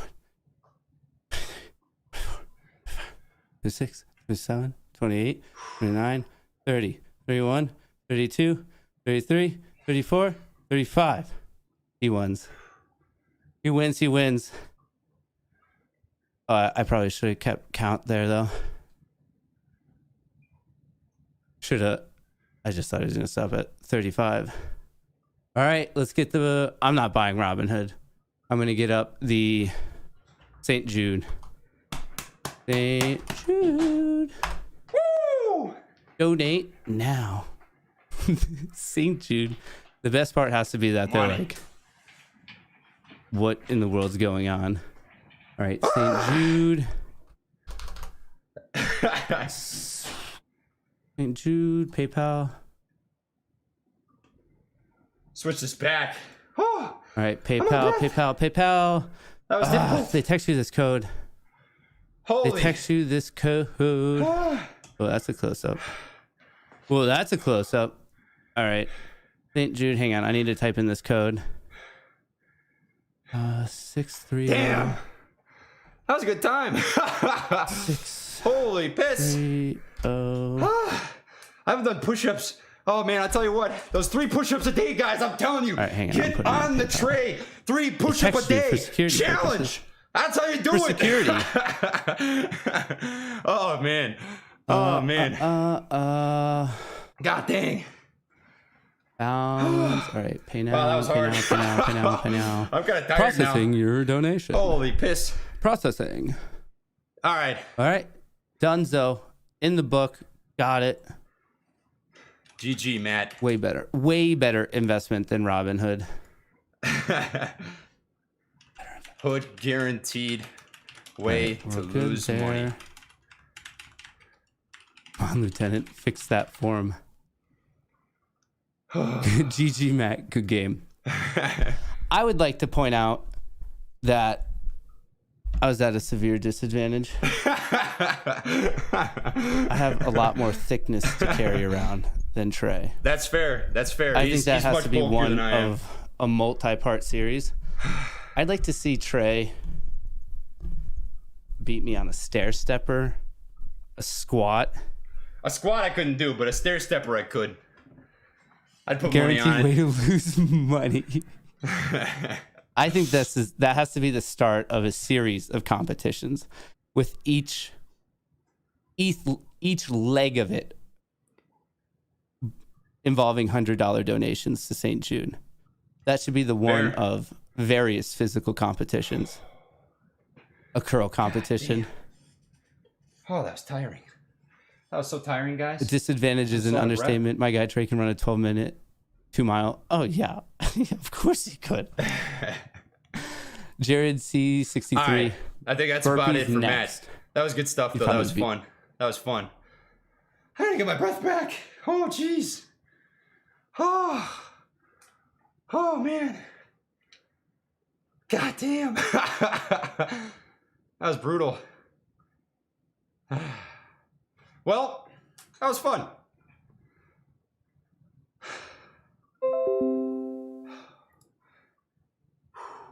Jesus. Well, Cowabunga it is.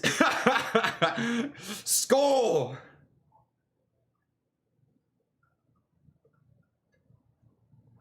I got 50, which is not fantastic, but it was enough. It was enough. That'll do. Let's watch the rest of this, though, because we were going on about how Gasparino was going on his bitter boomer nonsense. I think this is interesting. Each other and well, everyone wants to make a quick buck. Is that a curse of the youth? I mean, there are a lot of, you know, we were young one time, right? Yeah, well, I can't remember. Yeah. I'm too old to remember. But Neil, I mean, the point is, I mean, stocks have value. I mean, that's the thing. And the one thing you can say about this market. You don't think they're a little rich? In some cases. Some are. The meme stocks are rich, right? The meme stocks are ridiculous. The market, the overall market. The meme stocks are rich. Every opportunity that Charles has to talk shit about retail. What is it about this guy? What is it? He wakes up in the morning, he brushes his teeth, he takes his morning shit, and he thinks to himself, I'm gonna fuck up some retail today.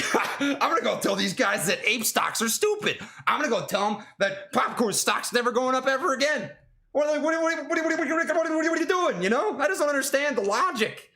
How is this what you wake up and think about? Every opportunity that Gasparino has to inject himself into conversation and tell everybody how stupid we are. He just takes it. You know, it's a fascinating thing. It's a fascinating thing. Market multiple-wise rich to you. You crunch these numbers all the time. Yeah, I mean, the earnings season we just came off was better than expected, and that actually brought the PE ratio down a bit. It had been higher for the So it's not indices. wacky high. No, it's not wacky high. It's high by historical measures, but not wacky high. I think the thing. I want to get back to something you said about inflation. We don't know what it is. Jerome Powell was so absurd yesterday. He was utterly absurd, and what they said was absurd. Okay, so think about it. He's saying, "Oh, we may have to raise rates." He said, "May."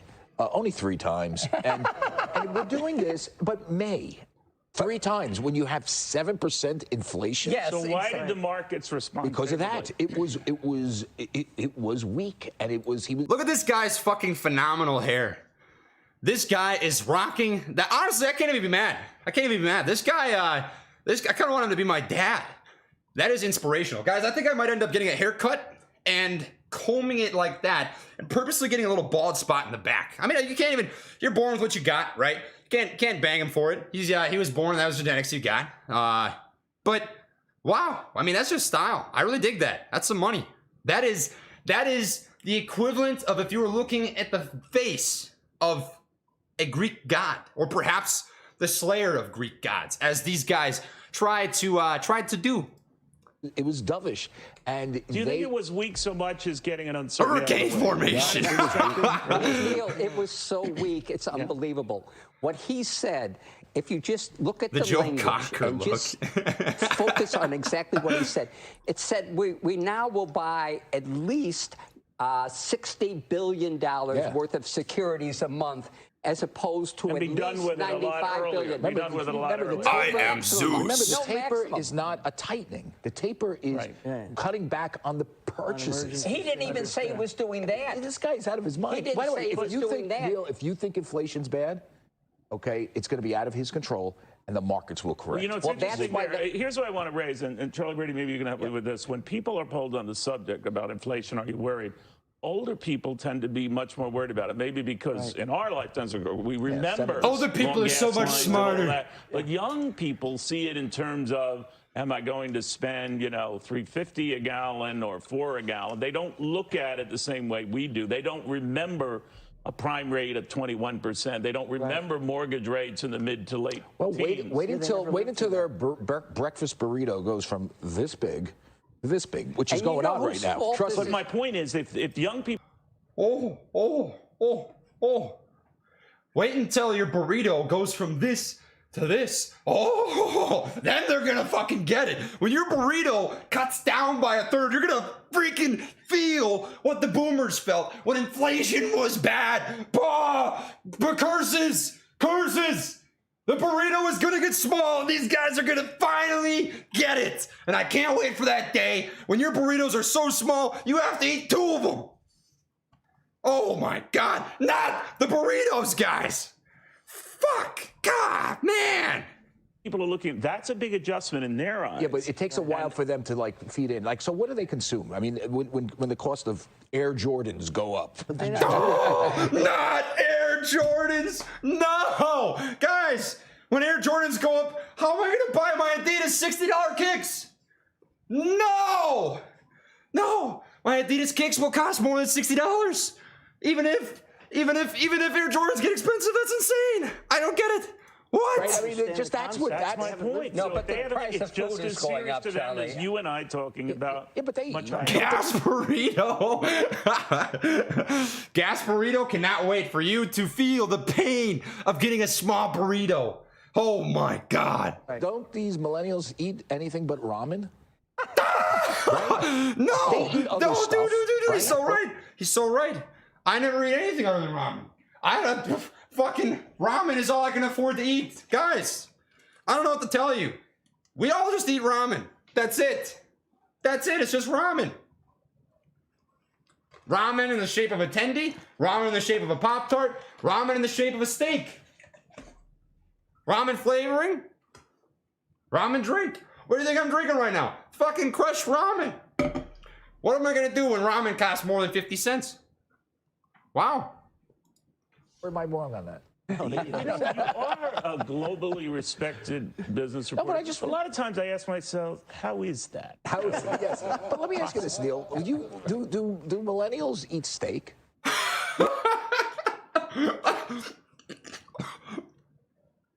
Oh, I didn't even choke on my spit. I choked on my chicken tendy, man. Dude, I'm gonna show you exactly how this went. Do millennials even eat steak? Do they know what steak is? Do you think millennials know what steak is? Do you think? Huh? Do you think they know what steak is? Yeah. Well, then why they don't know the price of steak is going up? So they are. They're annoyed too. You see these Fox Business calls, young people, middle-aged, old. They're all getting alarmed. You know why the millennials don't? Because they live with mom and dad still. Yeah, they still do, and it's their. They do not live with yes, mom. they do. A lot of them do, and millennials. Yeah. Neil, this is their fault. This Millennials are whole close to thing 40. is in their lap. It's this green stuff. Yes. There's no doubt the world is getting warmer. Fuck you guys. This is your fault. Inflation in the economy is your fault, guys. Come on. Listen to Zeus. But instead of banning oil and oil drilling, they're mad at you, Steve, because all you want to talk about is money. No, and then the whole world. Oh my God. This is so out there. There's a guy, Steve Kuhlman, who worked for Obama, who came out with a book called Unsettled, and he said, "Let it go. If you let it go, the damage done will be very, very little. Yes, there will be damage. Let go. Let go. Just burn oil and stuff. Just burn oil. Whatever. Burn oil. CO2 helps plants grow. There's more green on this planet than there's ever been. Don't you want like spring every day? Yeah, but look, spring every day. Work on my tan, you know. But put yourself in their shoes, right? And then they're looking, younger people looking at this, and this is a first for them. If we haven't had a bear market of any note in their lifetime, so all of a sudden. Yeah, I'll link this really quick. Hold up. I'll drop it right here for you. You know, they do remember. I think their first impressions were formed with the meltdown. Right. They remember what happened to their parents. They remember some of the older of them remember what happened to them. Right. So just as they're dipping their toes back in, we could be in for, I'm not even saying a crash, but paltry returns. They're getting used to 20, 25% returns. Yeah. They might be 2, 3. What was it, the Journal today talking about the possibility? 2. Just that. Right? Yeah. Well, then what? They're going to go further out on the risk curve looking for return. No, I think what or they'll go to Bitcoin. Or You know what's really or it's not working. You know what's here he really goes. absurd about a lot of these millennials, and you could through the prism of AOC, Ocasio-Cortez, you can. I don't want to hear her name anymore. Okay. By the way, she and I went to the same high school. Obviously, we look. Well, you're both very, very bright. Centuries apart. But listen, she always talks about how hard it was during the financial crisis when she was in college and her mom almost lost the house, and it's actually in the town we grew up in. And what she leaves out is that because of massive amounts of Fed intervention, her mom didn't lose the house. Did or did not? Didn't. The housing prices went up. But every generation, and she did okay. But every generation makes mistakes or pushes bubbles too far. Our generation did too. Remember, we were all yuppies. We didn't do anything wrong. Yes. We didn't do anything wrong. Hold up. Our generation did too. Remember, we were all yuppies. We didn't do anything wrong. Yes.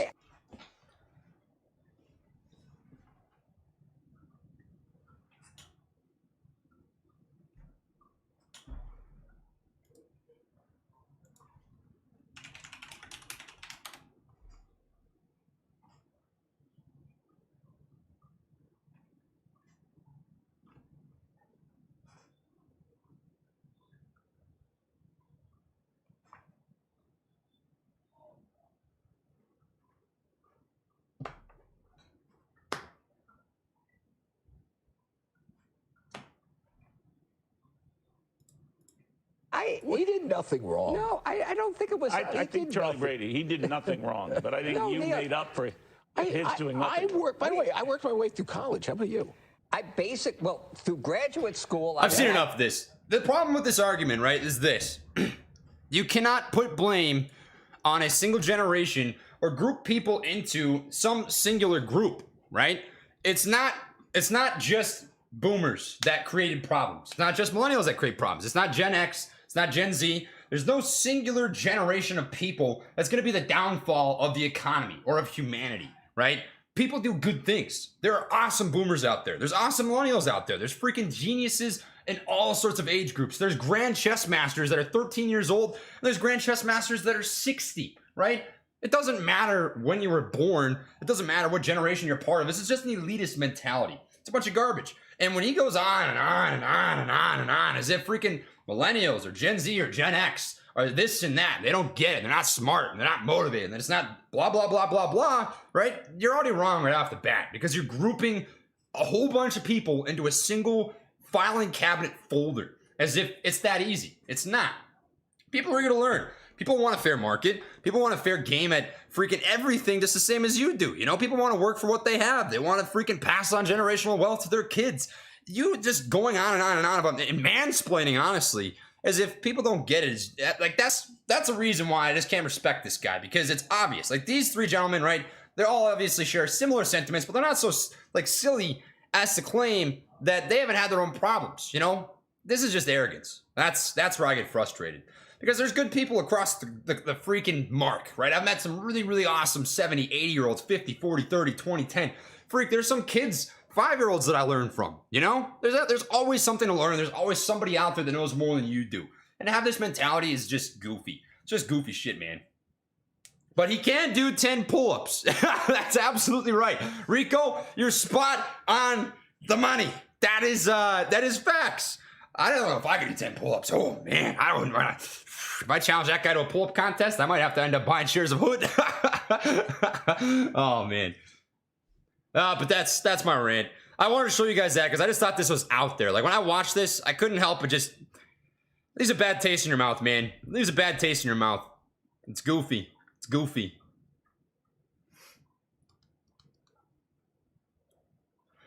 You know what, though? I'll tell you what. That was fun. That was a good stream. That was a good time. I think that's going to be it for me, man.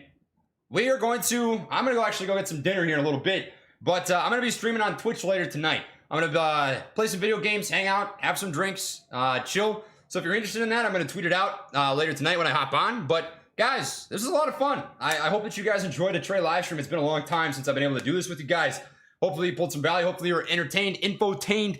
And as always, I appreciate you. You know, it's been a freaking magnificent year, and I can't wait to spend more time with everybody. So on the way out, if you want to drop a like, feel free.